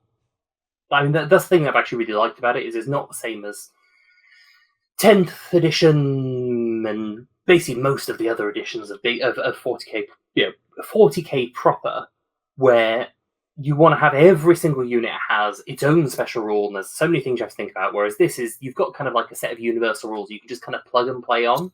It's so much easier to make your own units. It does make me think. Looking back to some of the earlier editions where they just had a generic set of special rules, makes me think that maybe it would be really easy to port some units back across to the older editions. Fully happy to do that. I do keep threatening a 4th edition game. Yeah, well, if that happens, I'm definitely going to build a Knight Dominus of its one for it. Because I have what's in the box. I'd already looked at some rules for how to potentially do that because I knew you'd say that. Anyway, speaking of things being added into a game that maybe shouldn't be there. Yep. Jay, I'm not going to start where you think I'm going to start. I wasn't going to lead into it, so yes. My first presentation, I'm sticking with the Auxilia because this is a unit that I actually will run. So these rules are the rules I probably intend to run. Which is a Rough Riders detachment. Yeah. Which are a 40k thing. As far as I'm aware, they're not really a thing in Heresy. As far as I know, I've not read all the Heresy books yet. Maybe there's some mention of Horsemen somewhere. There probably is. But certainly as far as the rules for Heresy, the game, there isn't a mounted unit for the Auxilia. I was going to say, I'm only on book 1 of the Heresy. There are horse-mounted infantry and that, but they're a slightly different faction. They've got slightly different rules. Maybe we won't get those in there. Yeah, it's a little bit different. So I'm just going for Rough Riders as the title. Obviously, you could have Atalan Rough Riders if you really want to, but this is kind of my catch-all term for cavalry at Legion scale. So these could represent your Death Riders and stuff like that. Yeah, your Auxilia cavalry. Yeah, Auxilia cavalry. So we're going for, obviously, the cavalry type, scale 1, detachment 4, 55 points I've marked them at. So these are kind of pointed similar to the Ogren, and I've kind of used the Ogren as my baseline, because they're similar in terms of punching power, but different utility. So the Ogren are quite good, obviously, chucking in some transports and flooding down the line and stuff like that, whereas these guys they're more point and take and flanking. Okay, yeah. So these are a bit faster, but they hit more or less as hard. So movement 8 inches. So I think they're a little bit slower than the bikers for the Space Marines. Yeah, bikes are 10. Yeah, so they're just a little bit slower than the bikers. Save of 6 up, because most auxiliary units are 6 up save. Yep. Cav of 3. So they're reasonable. They've got morale of 4+, so it's pretty standard. 1 wound. They've got Auxilia las rifles, and they've got hunting lances. So they get the bog standard las rifles, 10-inch range, 1 dice, hit on 5s, 0 AP, light. Yep. Then they have their hunting lances, which effectively just gives them rend for combat. Cool. And basically, you get your 4, you can upgrade them to having another 2 bases or another 4 bases, so max of 8. Mm-hmm. And their special rules are Furious Charge, because cavalry charge. Yeah, charging. And Outflank. So they can come off from the sides. From the board. So I can do. I'm not going to lie. I wanted that rule in there because I want to do the whole Ride of the Rohirrim thing. I just want a wave of cavalry coming off from the side of the table. I mean, yes. I do think you need to add just one additional unit into that for that whole thing. Is Legion Command on Cavalry? Cavalry Command. I may do that at some point. Just so you can truly go in for the whole Ride of the Rohirrim with the captain. I mean, I'm not going to lie. There's quite a lot of HQs I want to add to this game, like Terminator captains and stuff like that. Psychers, all sorts. There's a lot of command. Oh, we could do an entire episode just on command units we want to add. There's so many, and I think Legions still works quite well for it. So, but yes, we're not going to go into the. We'll be here all day going over commanders. We would. There's so many. Yes, but yes. So Rough Rider Cavalry is where. Rough Rider Cavalry, love them. I think they're nice and simple. So just remind me again. In terms of numbers, what was their CAF going to be? 4+3. Okay, so on the charge will be a 5. So on the charge will be a 5. How does that compare to? Oh, so basically they are the same as the Ogren in terms of raw combat stats. Yeah, but the Ogren have the benefit of being able to garrison buildings and go into transports. These guys are just faster on foot and have a gun. Yeah, hence why I basically pointed them the same. They're essentially the same in terms of what they do. It's just how they do it that's slightly different. Yeah, one has to get in a vehicle to get there. And can then go in stuff. The other doesn't need to get into a vehicle, but then can't get into stuff to protect themselves. And also, obviously, can't engage things in buildings either. You can't charge a building with cavalry. Oh, can you not? Oh, well, makes a lot of sense. No, sounds cool. I can't wait for something giant to get charged to death by cavalry. Oh yeah, I mean, I really want to do this, and I want a lot of them. I'm just terrified about painting all of it. Because it's not just people, it's horses as well. I mean, I did suggest the idea of... Because it's sufficiently generic that they could be on bikes. They could be. But yes, I agree, the horses are more fun. It's got to be horses. I'm going to hate myself when I paint them. I think the solution there is to do some test ones and figure out some, a range of different contrast options that you could do. Yeah. I will figure out a system, I think. Yeah. I'm slightly off topic, but I am very tempted when I do found the files. Hopefully, if they're not too hard to mod or something, I'm toying with the idea of actually splitting them off the horses. So that I can... Painting them both separately? Yeah. So that I could literally just batch paint horses in one go very quickly. That would help. But it very much depends on the files and how easy it will be for me to do that. Yeah. Yeah, that's cool. Yeah. There's ways I could think that you would potentially do it. We'll discuss that. Yeah, that's topic for later. Yeah, especially since I've not even got around to the idea of printing them yet. I've got to paint all my plastic first. Yeah. Yes, get that done first. Yeah. Yes, Rough Riders. Very cool. Yeah. Have you got another unit for this section? I do. I have my let's jump completely off the deep end. Oh, I like and go to the unit which they are never going to add. I can say this with absolute certainty that they're never going to add this. This is entirely coming from a very cool designer who is making this at 8mm scale. And because they're making it 8mm scale, I was like, yes, let's write the rules. No, we're not going to name them to protect their work. Absolutely. But the Redemptor Pattern Dreadnought, which does not have a chassis name like the Leviathan or the Contemptor.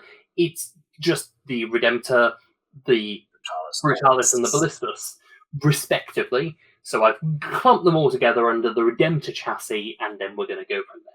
Yeah. So very heavily based around the Leviathan. So we're looking at movement of 5, save of 4, cath of 5, morale of 3, wounds of 1. Yep. Armoured, invul save 5+. As it stands, it's basically the Leviathan. Where it differs is going to be the weapons, and this is where essentially, Chapman, Jamie, this is where the costing is really going to need to come into its own. But I'm quite happy with these weapons. I think especially some of them, I think work quite well. So we'll go with the big one. The Redemptor is the big one. It has the most options. And again, similarly, I think there's probably some of these that maybe they could have like different costing or some kind of rule around them. With Macroplasma Incinerator, that is your range 12, 1 dice, hits on a 4, AP -2. Yep. Essentially built off of the idea of the Sicarian one, just the key difference is it loses accurate. The other options, you pick that, or you pick the Heavy Onslaught Gatling Cannon, which is range 12, 4 dice, hits on 5s, AP -1, light AT, rapid fire. Yep. Built off of similarly the Sicarian chain gun. I didn't want to go just for the Kera's Assault Cannon, because it feels like it should be something that's a bit meatier than the Kera's. Yeah, I mean, the Kera's Assault Cannon in and of itself is dodgy on whether it's any good or not, anyway. Yeah. Especially when you compare it to the last cannon. So it's kind of like, it's intended to do something a little bit bigger. So then we go into the sub-weapons. So first option is the second arm-mounted weapon.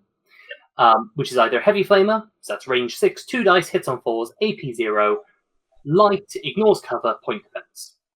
So that's your anti-infantry, you can shoot off in a different direction with this big Heavy Flamer. Yep. Or you can go for the other Onslaught Gatling Cannon, which is range 12, 2 dice, hits on 5, AP -1, light, rapid fire, point defense. So you're either paying for a poorer hit ratio, but with AP and rapid fire, or a better hit ratio and ignores cover. Yep.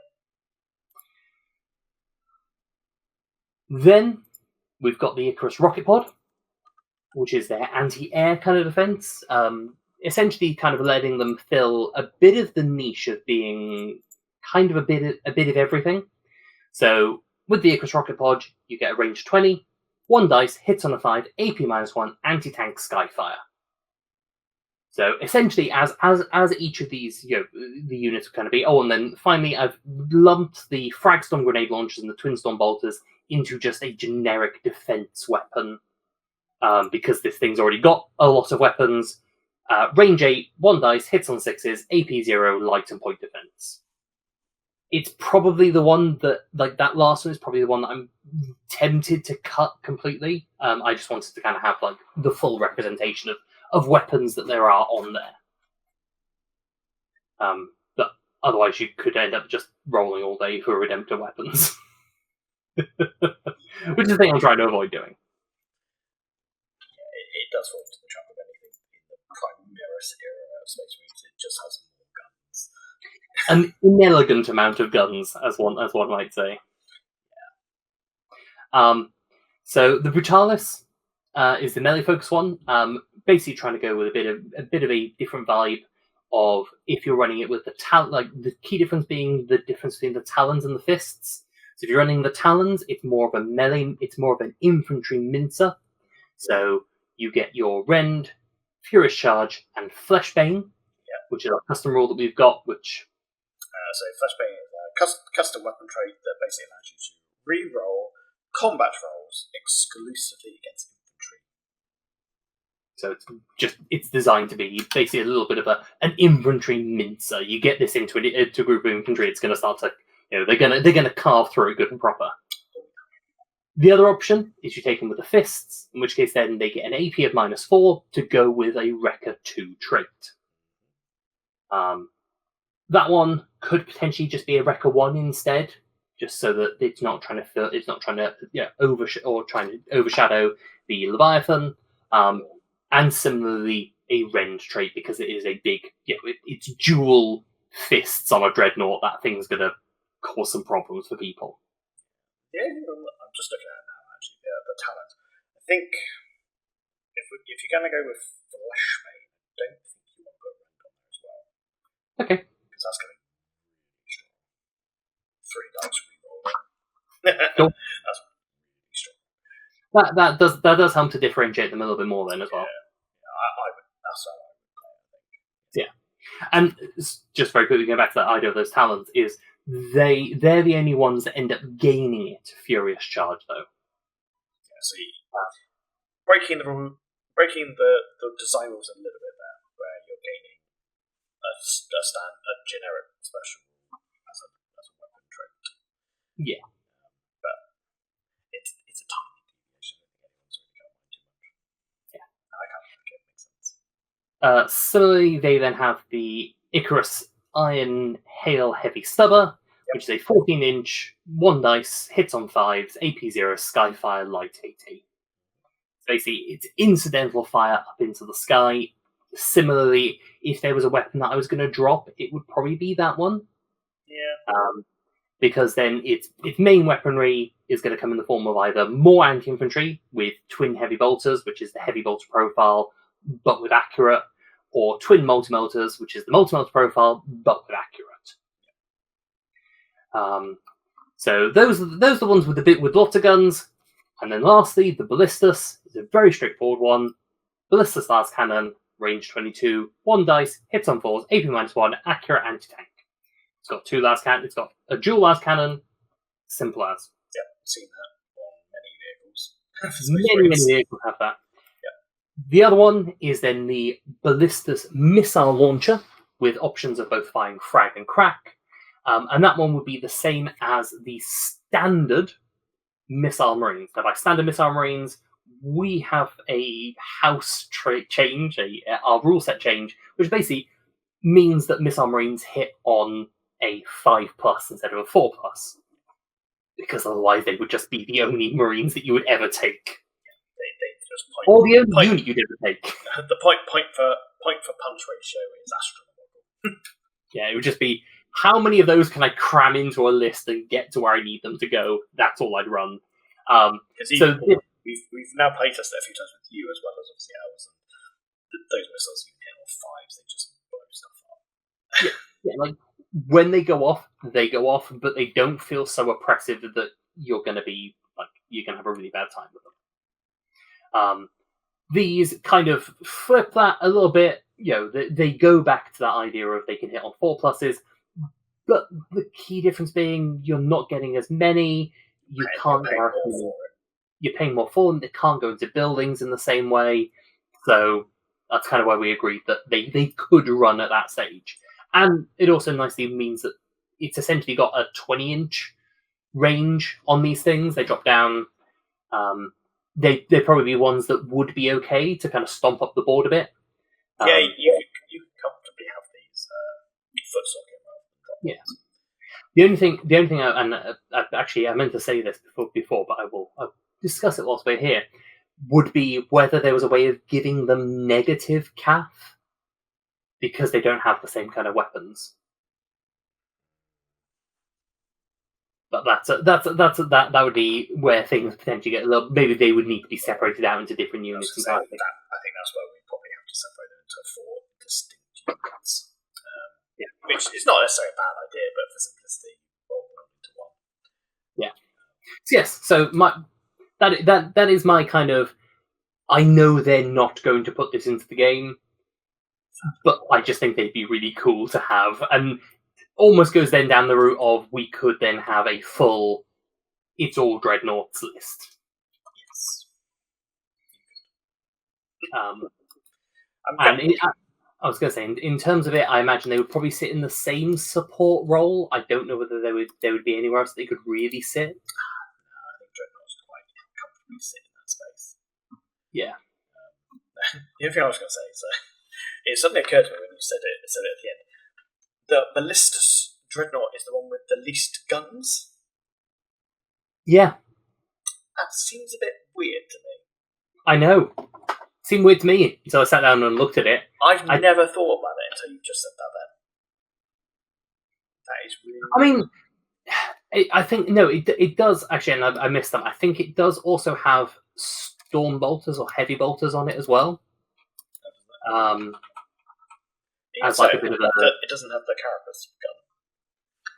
It doesn't have the top gun. No, it's the only one that doesn't have the top gun. It's also the only one literally called a ballistic dreadnought. Yeah, I know. It's very odd. I almost feel like they did something weird there, where the Brutalis' Iron Hell should be on the Ballistus. Yeah, in all fairness, the Ballistus is also still is the only one that doesn't have a multi-part kit. Because it came out in Leviathan, and it hasn't changed since the Leviathan box set. If you go and buy one now, it's the exact same one that came in the Leviathan box set. I mean, a bit like a few units in the new aerospace release. Hopefully it does get a release that has options in it. The Infernus haven't. The Infernus haven't. The Suppressors haven't. Outriders haven't. ATV, I think, is the same. No, ATV does, because you can run the ATV with the Onslaught or the Multi-Melter. Anyway, there are quite a few units in the new aerospace release that are still like push-fit models reboxed almost. That is literally a push-fit model reboxed. So, anyway, not the topic of today.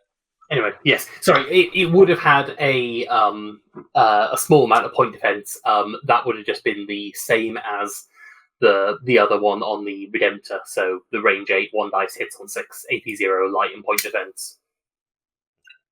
Okay. That does help with the fact that it was looking very anemic compared to the others. Yeah. Yes, it does get a little bit of point defense on it. Yes, I do feel like these Redemptors-ish Dreadnoughts would probably be some of the more expensive Dreadnoughts in terms of points. Yes. I think they probably would also, now I'm thinking about it, probably benefit from being split out into 3 separate ones rather than one big one. But I was cheating slightly and was just like, I'll just lump them all into one. Yeah. You brief with a couple of units, you cheated and put a couple of units into one unit. I realise that now. Yeah. Cool. I mean, I like it. Last one from you. Last one for me in this section, indeed. So I really want Games Workshop to bring this model, but I know they're not going to, and it's going to break my heart until someone eventually does make a print of it, and then stop Games Workshop. There is somewhere that I regularly check, and I'm tempted to ask them directly whether they'll do it. It is a Dominus Knight. I want a Dominus Knight. It's, I think, the only chassis of Knight that doesn't exist for some reason in Heresy, and therefore Legions. I don't understand why. I don't like it. I want it. So yes, I am going to present to you the Dominus. As I envision it in Legions Imperialis. Mm-hmm. Now, this will come with a couple of caveats, which will lead us into another section of this video. But I'll present it as written for now. Yes. So, we have a points value of 220 points, which puts it just higher than the Cerastus. Just higher than Cerastus. It is a chunky boy, but it is also basically a walking gun turret. So, kind of has to be pointed equivalent. So it's 220. So it's more expensive than Cerastus, but slightly cheaper than the Acastus. It's slightly cheaper. Well, it's 30 points cheaper than Acastus, which is not insignificant. No. So I've got Dawnless Knight here. It's got a 7-inch move, which is slightly slower than most knights of its size. Mm-hmm. It has got a 3+ armor save. I want it to be 2 because that's a whole other thing. I just think all knights should be at least 2. But for now, based on the way the rules are currently in place, I'm going to give it a 3-up save. Mm-hmm. I'll come back to that point another time. Cav of 7+, which again is actually one of the lowest of the knights. It's got a 2-up morale, which is standard for the knight, and it's got 3 wounds, standard for the knights of its size.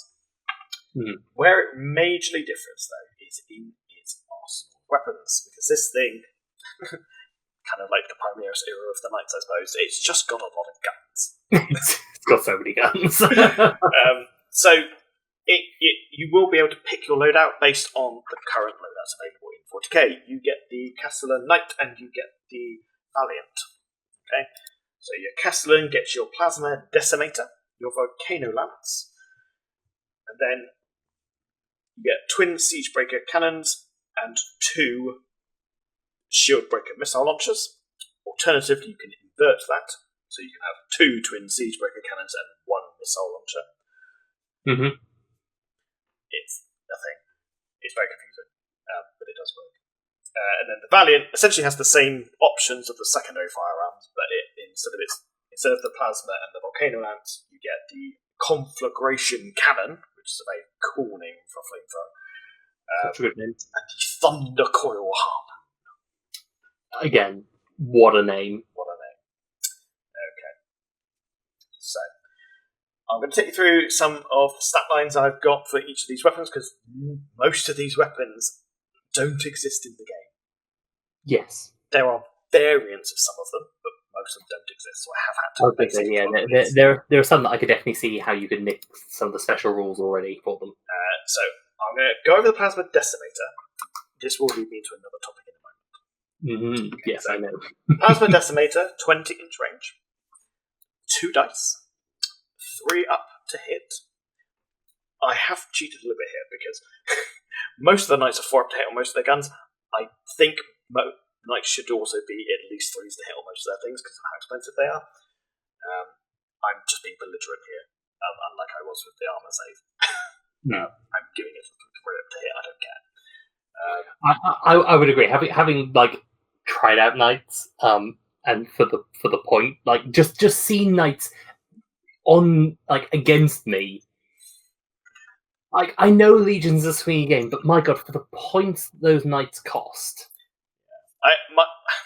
Okay, I'm gonna quickly go into the standard.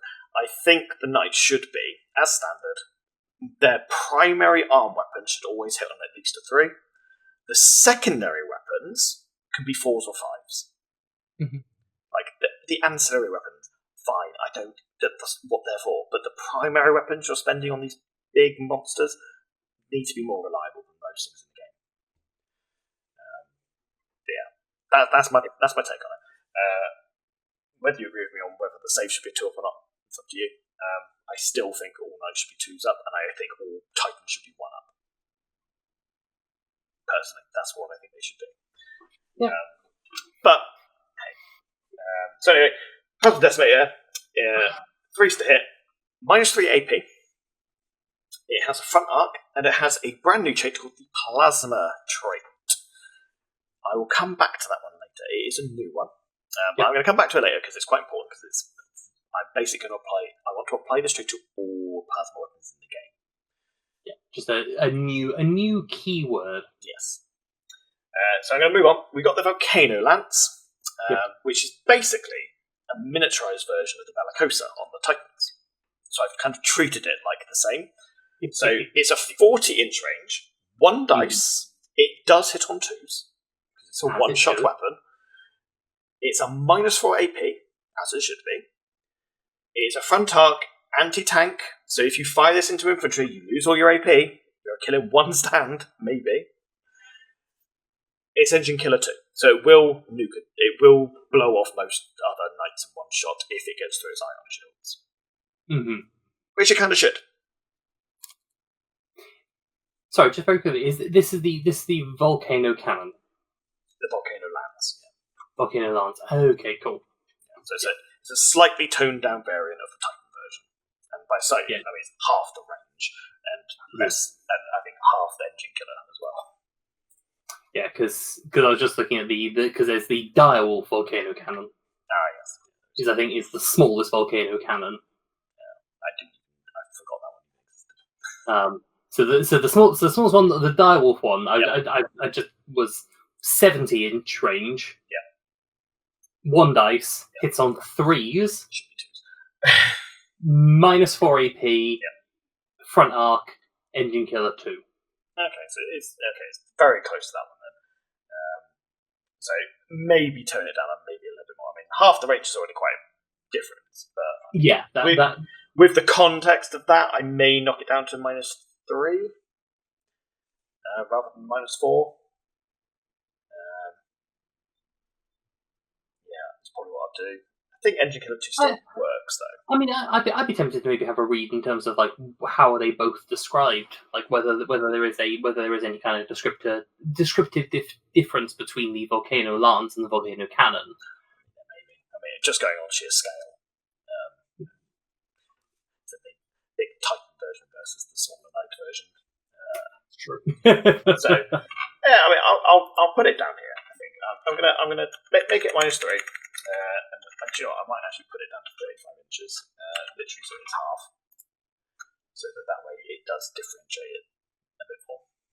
Yeah, so it's an underslung knight weapon as opposed to a back-mounted direwolf Titan weapon. I'm still going to keep the Engine Killer 3 because Engine Killer 2 because I think that it should be able to blast another knight off because that is what it's meant for. Yeah, it's an anti-knight weapon. That's cool. So yeah. And obviously, against Titans, this thing doesn't have many options to take out Void Shields anyway. No. So, it doesn't really matter. Right, so moving on to the other 2 primary weapons, then I'll talk about the secondaries. Yep. So, the Conflagration Cannons, the big flamethrower. Yep. I believe if I did this right, I think it's a slightly toned down version of the Acheron from the Castigator. Or it might be very similar, but again, same points anyway. Yep. 8-inch range, 2 dice, hits on 3s, -2, front arc, ignores cover like AT. Cool. The Thundercore Harpoon is where I had a little bit of a play around with some ideas. Because there is only one other weapon in the game that even matches it remotely. And that is the Titan Ursus Claw. Yes. Now, the Ursus Claw is awful. I've never used it because you've told me it's awful, and I've been very tempted to take it, but I've never taken it. No, it is terrible. Insofar as it's a 6-inch ranged weapon on a Titan that hits on a 4. If you manage to get your Titan that close to an enemy model, I don't want to be having a 50-50 chance of missing you. Especially when its special rule is a roll-off. Yeah, no. So, side tangent, the Ursus Claw, as far as I'm concerned, should hit on a 2. I mean, you're close enough to a Titan to hit it with a claw, yeah. As far as I'm concerned, it should hit on a 2. End of. Mm-hmm. This version, so the Thunder Coil, 6-inch range, 1 shot, hits on a 3, not a 4, not a 2, hits on a 3. Mm-hmm. And then it has the Impale rule, which is the special harpooning style rule that the Ursus Claw has. Okay. Which essentially is, it can only damage a unit that's at least scale 3. You roll off, add numbers based on scale, and then you take damage based on the difference. Okay. That's a really quick rundown. Okay. Yeah. It's not as big as a Titan. It hits on a And also, it has secondary weapons. Warhammer doesn't, because Warhammer only has 2 guns. Whereas this has plenty of other options, so it's on a 3. That's why I don't mind it not being a 2, but I still don't want it on a 4 at 50-50 chance if I've got within 6 inches. No, you've got that close. You want payment for being that close. I want at least a reasonable chance I'm going to hit with this thing, that I'm still going to have to roll off against to actually use it. Yes. So it hits on a 3. Now, moving on to the secondary weapons. So you can have 2 of one and 1 of the other. It doesn't matter which way round. Yeah. Okay. So obviously these stats are 1 of. Okay. So a twin siege breaker cannon or cannons is a 12-inch range, 2 shots. It's on 4s, not 3s, because I'm sticking to my theme. Yep. -1. It is front arc, light AT, but it does ignore cover. Okay. So it's a very short range, quite good at taking out infantry, can do some light damage to vehicles. Is it? Are they fixed in the front arc? I had assumed that they were like full swivels. Yeah, I'm not 100% sure whether it's the swivelly ones or whether it's ones on the front. Because the stuff that's you've got the one that's like mounted there, and then the one on either shoulder, which is where they can kind of swap places. Yeah, I mean, I can possibly remove the front arc thing. I'd either say remove the front arc thing, or I would remove the front arc on them because I feel like they should be able to shoot all the way around. So yeah, okay, so we got that. So yeah, we got a sort of short-range secondary thing that can kind of deal with some infantry that get nearby. And can do some light damage to tanks. But your Siegebreaker missile launcher is a 35-inch range. Yep. 1 shot, hitting on 4s, -1 anti-tank. Just a nice, simple, basic missile. I was tempted to do something weird with, like, Shield Breaker, because it is a rule, and it's called a Shield Breaker, but the Shield Breaker rule means that you can hit a Void Shield if you don't have AP, and I don't want a missile with no AP. Yeah. So I've just basically, it's just a decent range missile, basically. So you can use it to, plug a tank if you want to, an extra shot to hit a tank. So you could double up on those and get a couple of extra shots, or you can go with a double up on the cannons for close range support fire. Is it one that could be big enough to have Demolisher, or possibly, but because it's a secondary weapon and you've already got big weapons, I don't want it to be too strong. So I guess it's Shield Breaker rather than like Siege Breaker or something like that. Cool. And in terms of upgrades, the Dominus Detachment can purchase. It says one of the following. Should be slightly different to that. But anyway, it can have 1 additional Knight. Yep. So 1 additional Dominus for the same points. You don't get any reductions. And you can also take, if you want to, if it's not in our Quest Rise Familiar formation, so if it's just a normal detachment, it can also have an Armiger Talon of either variety. Makes sense. Independent rule, in case it has the armigers with it, or the 2 variants of the Knight, but why you take a Valiant and a Castellan in the same unit, I have no idea. And it has Iron Shield 4+. Cool. You're missing some guns. Am I? Yes. Am I? It's got melter guns on the front of it. I swear I looked at the 40k data sheet and it wasn't on there.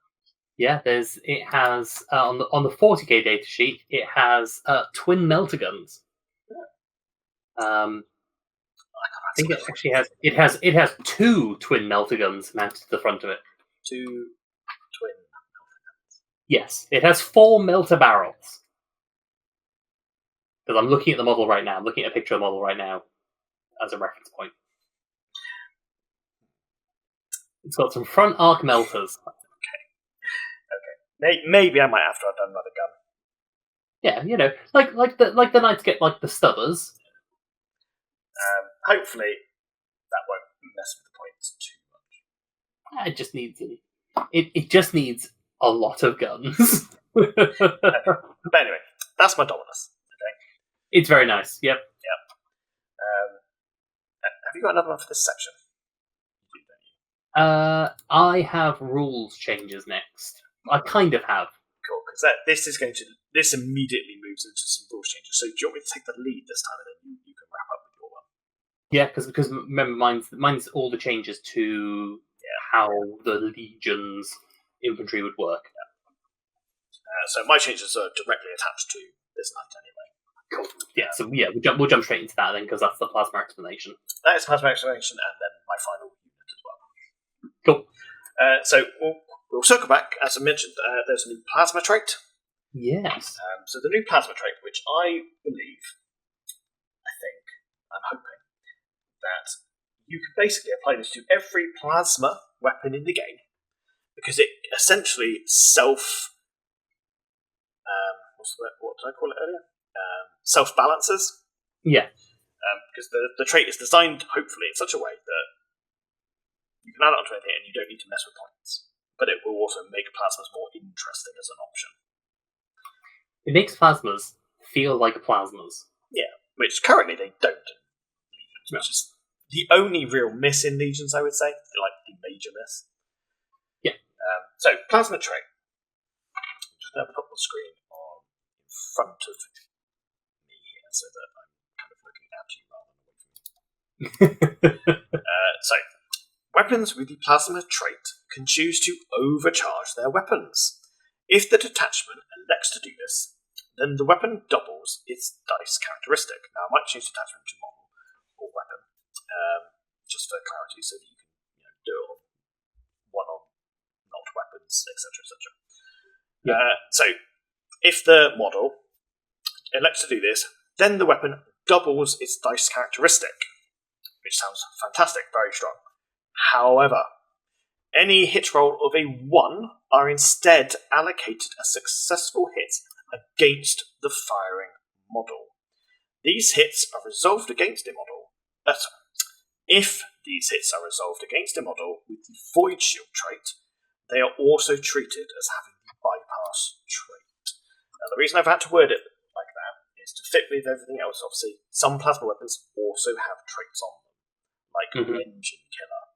Therefore, if you shoot an Engine Killer plasma weapon using this rule, you are getting hit by an Engine Killer plasma shot. It's a high risk, high reward trait, which is exactly what plasma should be. Yeah. And you can apply this to every plasma weapon in the game, even your infantry. You can overcharge your infantry. They get all the buffs, but then some of them pop. And, I mean, but there is only ever one way to fire plasma, which is overcharging it. Overcharge all the time. Typically, potentially, yes. There is one unit in the game where I think this is very much a choice and not an immediate, I must do this every turn. And that is absolutely the War Master with its Suzerain Plasma Annihilators, or whatever it's called. I disagree. I still fire it overcharged every time. Is it the right answer? No, but is it the funniest answer? It would be funny, but I think you might end up blowing your War Master up immediately. Oh, 100%. Yes. Because basically, even on the highest profile, you're rolling 16 dice, you're going to roll a lot of ones. Probably. Yeah. Think of the shots. And the AP, even with your 1-up armor save, you're gonna take some damage. No, but yeah. But yeah, it's a nice little fix, I think, to plasma, because plasma just doesn't feel right. And if you look at almost every plasma weapon in the game, they almost always feel worse than their equivalents. That is really the marine plasma is the one that I look at and I go, why would I ever run this? But if it had something like that, the only one that I think is okay is the Omega Plasma Ray on the Sakara compared to the accelerators. I know. I think you've said that you don't feel like you've had much success with them. But Yeah. from when I've used them, and when else has used them, I do feel that they are relatively well balanced. But they will benefit from this. Oh yeah, 100%. But it won't make them randomly just better, because it's still a risk, and a hefty risk. It is still a risk, although they do mitigate that risk slightly. They do slightly, because they do have the accurate trait. They do have accurate. But yeah. Better machine spirits, you know. So yes, I think personally, I think this is going to be a really fun trait to try out. I'm actually very excited to give this trait a run. Like, out of everything, it's the only one. It's the only one that I'd be like, I could see this immediately being plugged in and just immediately making the game more fun. Yeah. And I'm just picturing, because several times both you and I have mentioned this, like the plasma marines don't feel like they do anything compared to everything else. Like, they're not really adding a lot. At least now with this, you can be like, sod it. Yeah, they explode. But... They explode, but I might take more of you down, so it's fine. Yep. I'm going to take you down before me.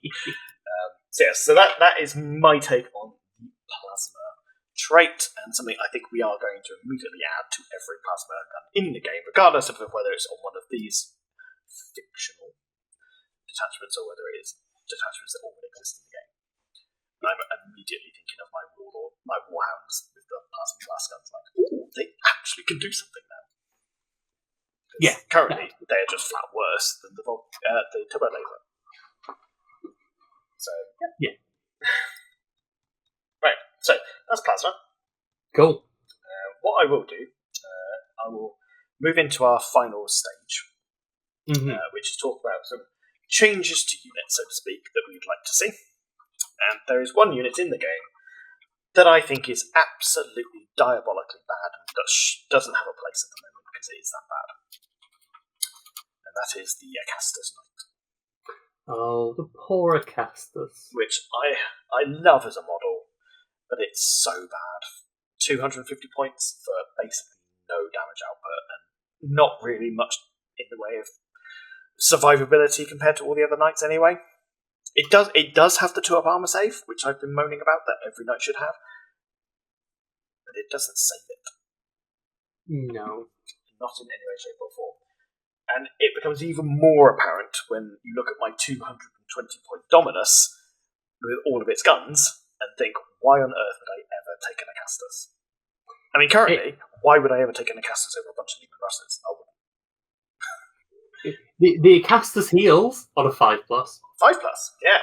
But guess what? In Legions, if you start damaging a unit, you tend to try and finish it.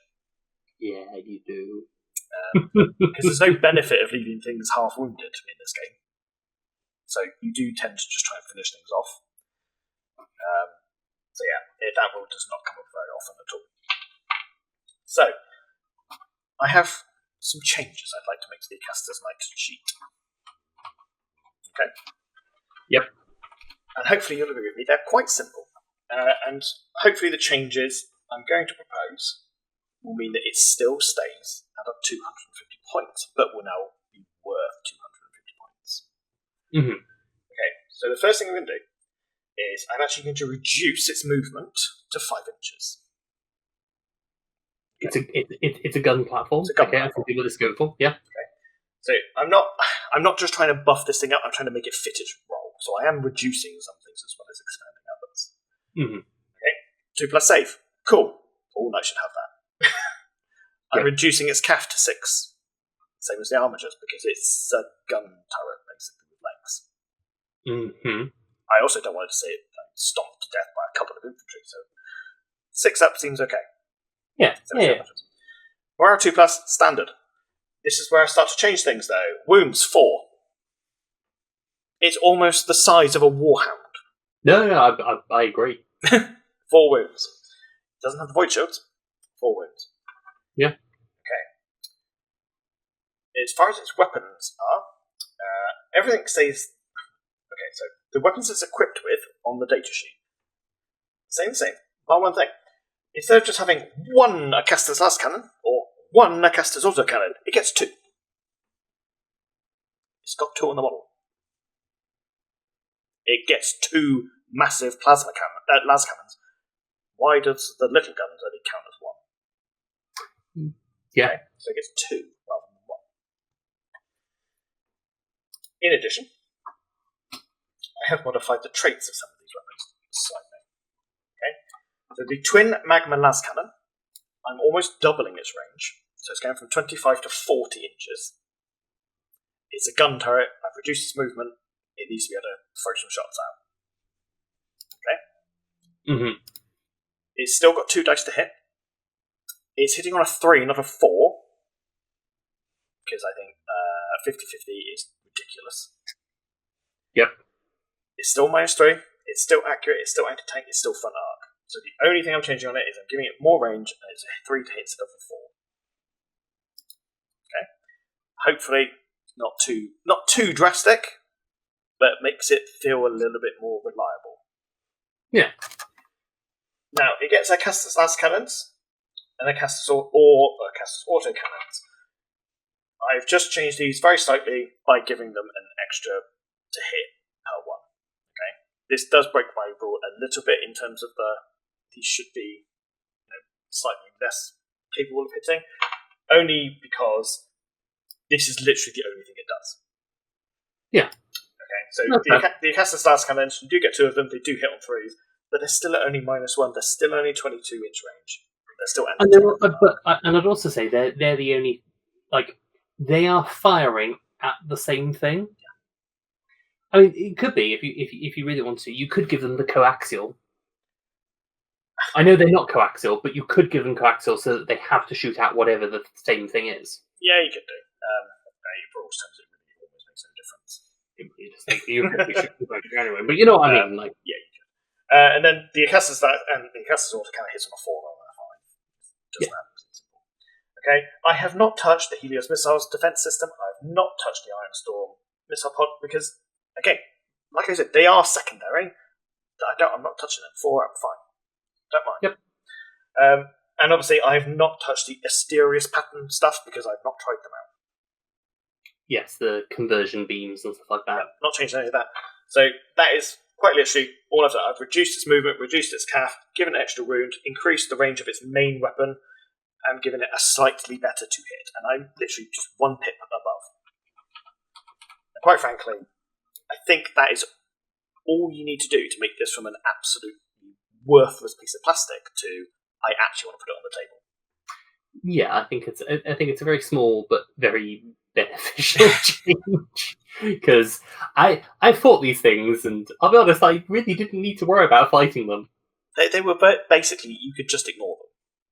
Yeah. You should not be able to ignore a knight that is almost the size of a titan. Yeah, they were kind of rough. Like, don't get me wrong, there are some times when you're rolling really hot and they hit every time. They're great. But that happens so rarely when you're paying 250 points. For 1 model, it needs to be reliable.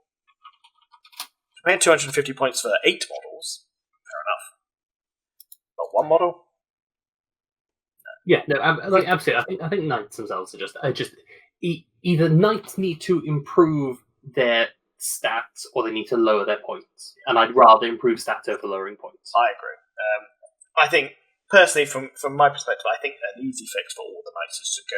Personally, I think their main weapons should all go to a minimum of a 3, or basically just improve it by 1. Yeah. And I genuinely think they should just have a flat 2-up save across the board, with the exception of armatures. 3's fine. Yeah. Because even the armatures with the autocannons, they hit on 5s. They almost never do anything. Ever. They should be hitting on 4s. My planes have the same autocannons. They hit on 4s. Yeah. But the knights hit on 5s. I do wonder if it's maybe like a holdover from when they were in Titanicus. It possibly is. Like, I've not played Titanicus, but I just wonder because they feel so weird compared to everything else. That I wonder if there was just a case that they just like nicked the rules that existed in Titanicus, and they were just like, "Yeah, that'll do." It's very possible. I mean, it's like the knights just feel weirdly out of whack with the the rest of the game. Yeah.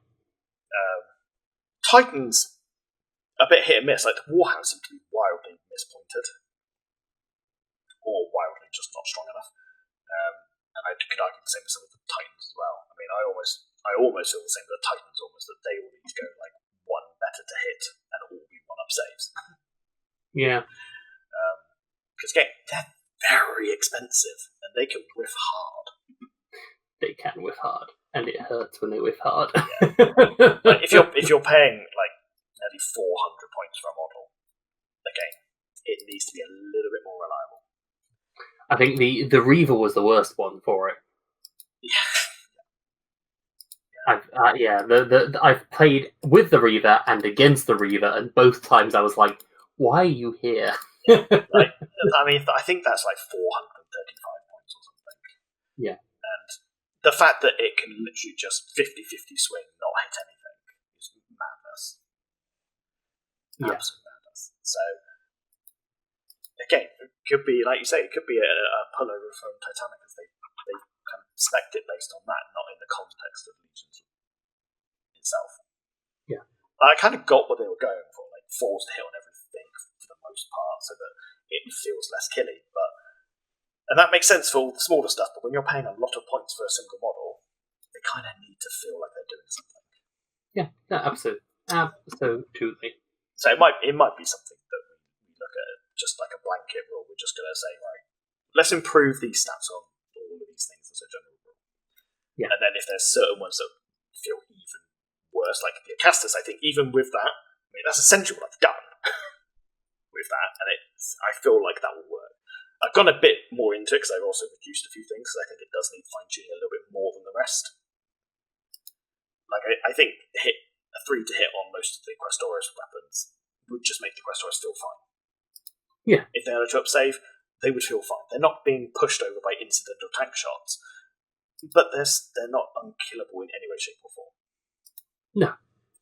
Because the second you start to get AP on that, then it just, pulls it back down. And then with the Titans, I think very much the same. I think most of them would benefit just from that little change. There's a couple, and by a couple I mean the Warhounds, that need to be looked at. Yes, they're probably the Warhounds have a lot more, ironically, weapon options, and so many of them are just awful. They're just the worst. So those, I think, generally, as I say, all Titans go into a 1-up save, and +1 to hit on pretty much all of them works. Yep. With some very minor exceptions. The Warhound just needs looking at, like, everything. Yeah. And hopefully they may officially look at it, but we've got our own means of looking at it, and we can make our own changes. And again, one of the benefits of Legions as it stands as well, particularly with the way we're doing it, obviously, it's not like we're balancing one person's army. We're actually balancing everybody's army, because everyone gets access to these things. Yeah. So we all benefit from the change. It's not like you're going like, although you do play them the most. I do play them the most, but then that also is because I use them the most. I see the flaws. That you've got the opinion. Yeah, you've got the ability to say this is where the flaws lie. Yeah, and hopefully, what I'm doing is I'm explaining why I think these things need to be changed, and hopefully you agree. Making sense. Making perfect sense. Yeah. A good case in point, your Reaver, the previous game we played, I ignored it. Yeah. Because I didn't feel that threatened by it. Nope. Didn't need to. So it kind of proves my point. Yeah. If someone else brings these tools against me, else has got knights, I know I just don't really care. I know I can kill them easily. I know they don't hit very hard. Yeah. I mean, they might get the odd hit in, but like for the most part. They'll swing it at best. They might get a lucky round and then kill something, but then just counterplay that and it's fine. Yeah. It shouldn't feel that way. No, it should not, and yet it does. So yes, so we may have a sweeping modification to some units at some point. Yeah. And we'll see how it goes. Mm. We might even test that out at some point. Maybe we'll try and run a list maybe where we intentionally have equal numbers, or roughly equal numbers of knights and titans on each side, so we can kind of feel how the balance works. Get a vibe for them. Cool. So, yeah, that's it for my end. Those are my changes. Those are things I want to see done, changed, and modified. Cool. Yeah. So, I believe you have one more interesting thing to look at. Yeah, I've got my last change of the of the video, which is a fundamental change to how the special weapons that exist for Marines are handled. Now, obviously, at the moment, they're handled the way they are because those are the models that exist. We can exist outside of that realm because of how we are handling it. So, this kind of goes into a combination of proposed change for the rules and also maybe something I'd really like to see them do and basically take this approach.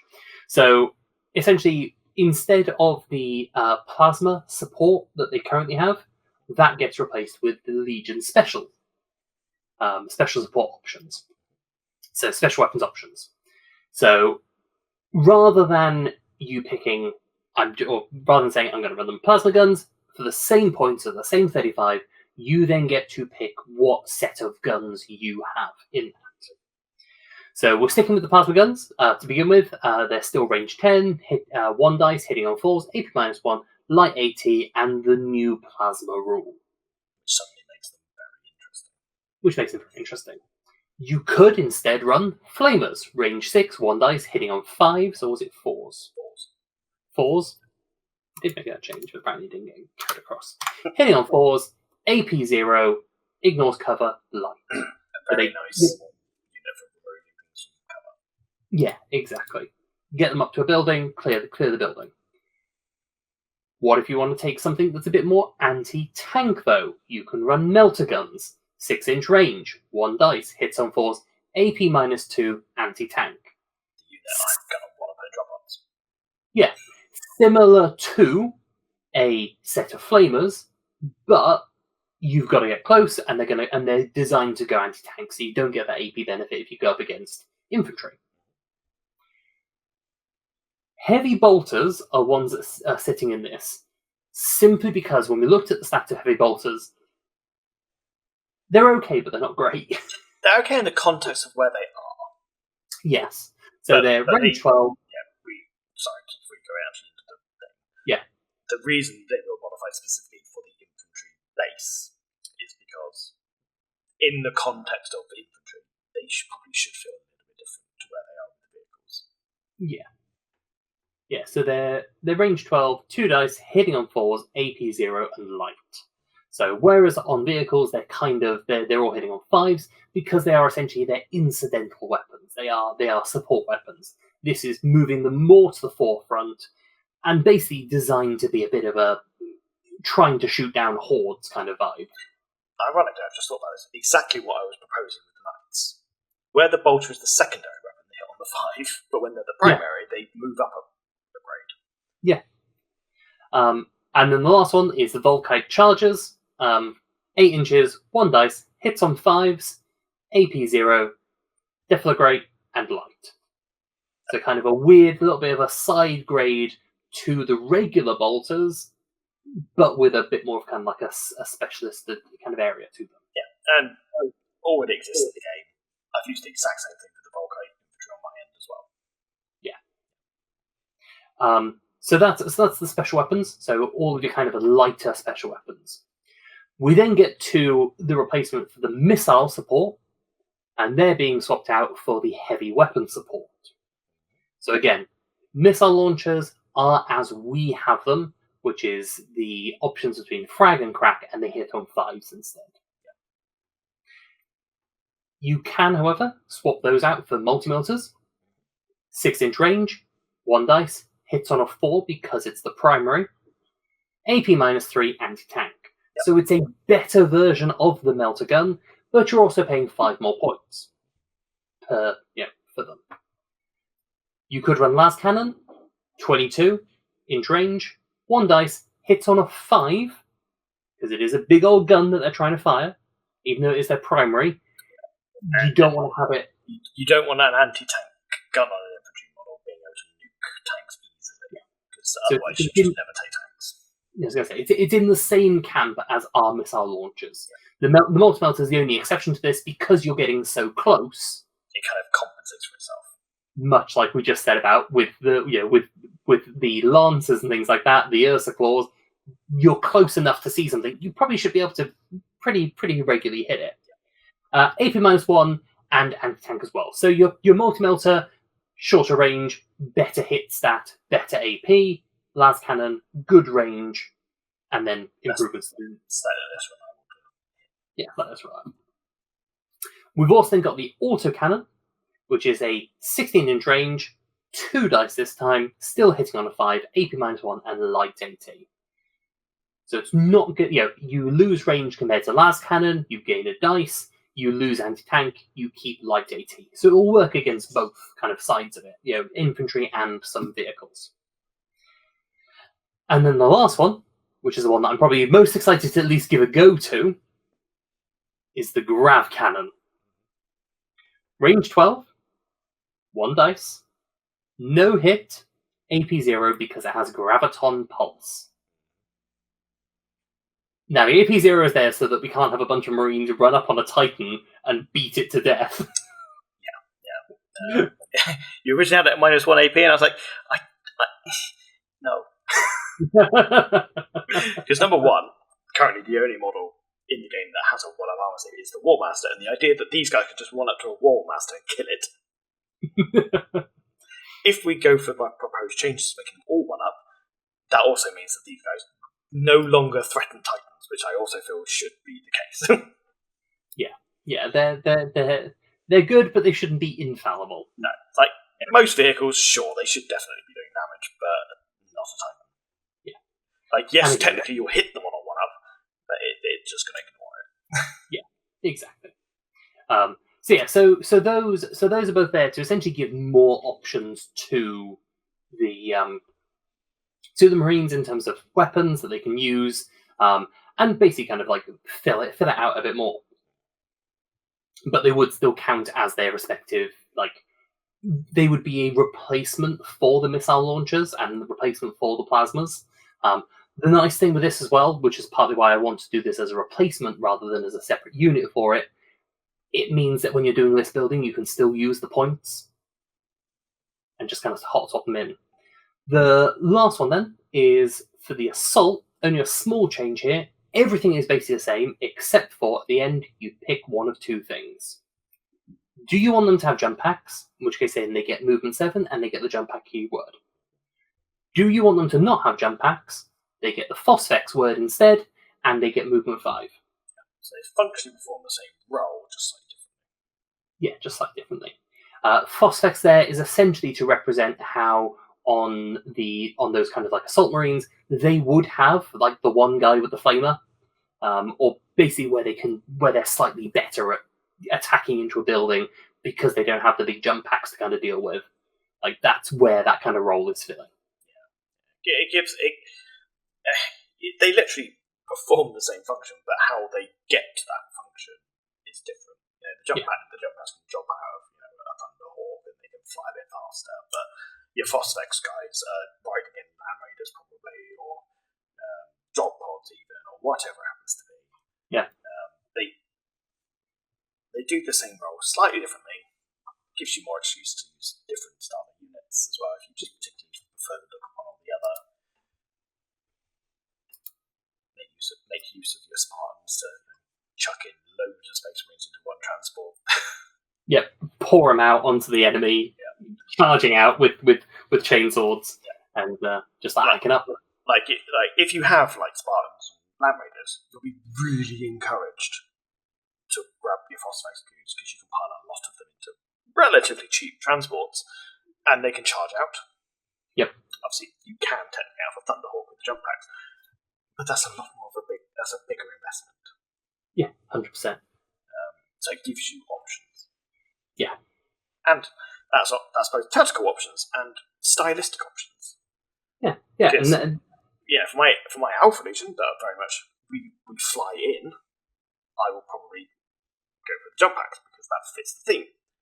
Let's say elves or your dark angels, maybe. I mean, your dark angels would probably go for a bit of both, whereas elves night lords will probably lean more into the phosphex in that sense because she likes her transports.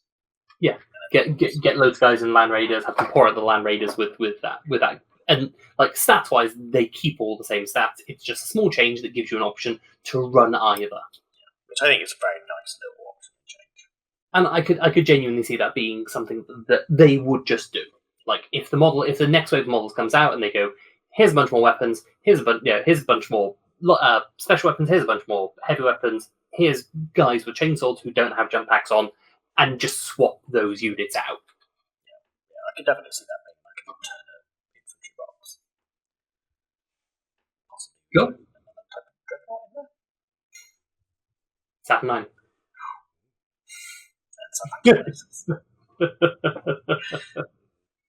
Yeah, no, I think that's a really cool one. Or set, I suppose. You've got 3 there.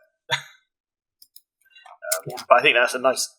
I actually think that's quite an elegant solution to a problem that we've been tossing about for quite some time, actually. And it gives a load more options. Like more options are more good. I like it. And Games Workshop, you can have our ideas for free, make them real. Yeah, that's all we ask. Just make them real. Because if you don't, we will. Yeah. Well, definitely have. Yeah, maybe we will do more. We will do more. We will inevitably do more. Spoilers, our human division is coming. Cool. Right. I think we're going to move over to our roundup today because we've been recording for quite some time. Yes, we have. So, heading over, and yeah, we'll see you guys in a moment. See you there.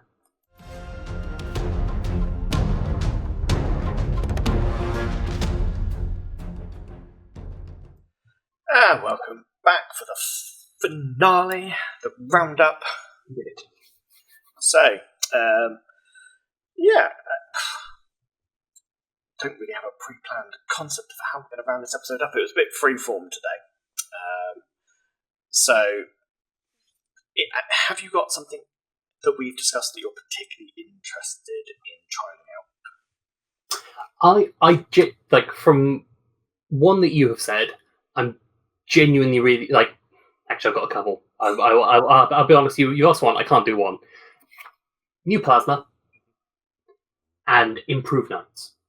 Like improved stats on knights because I just feel that knights at the moment are so overcosted that they just don't feel good.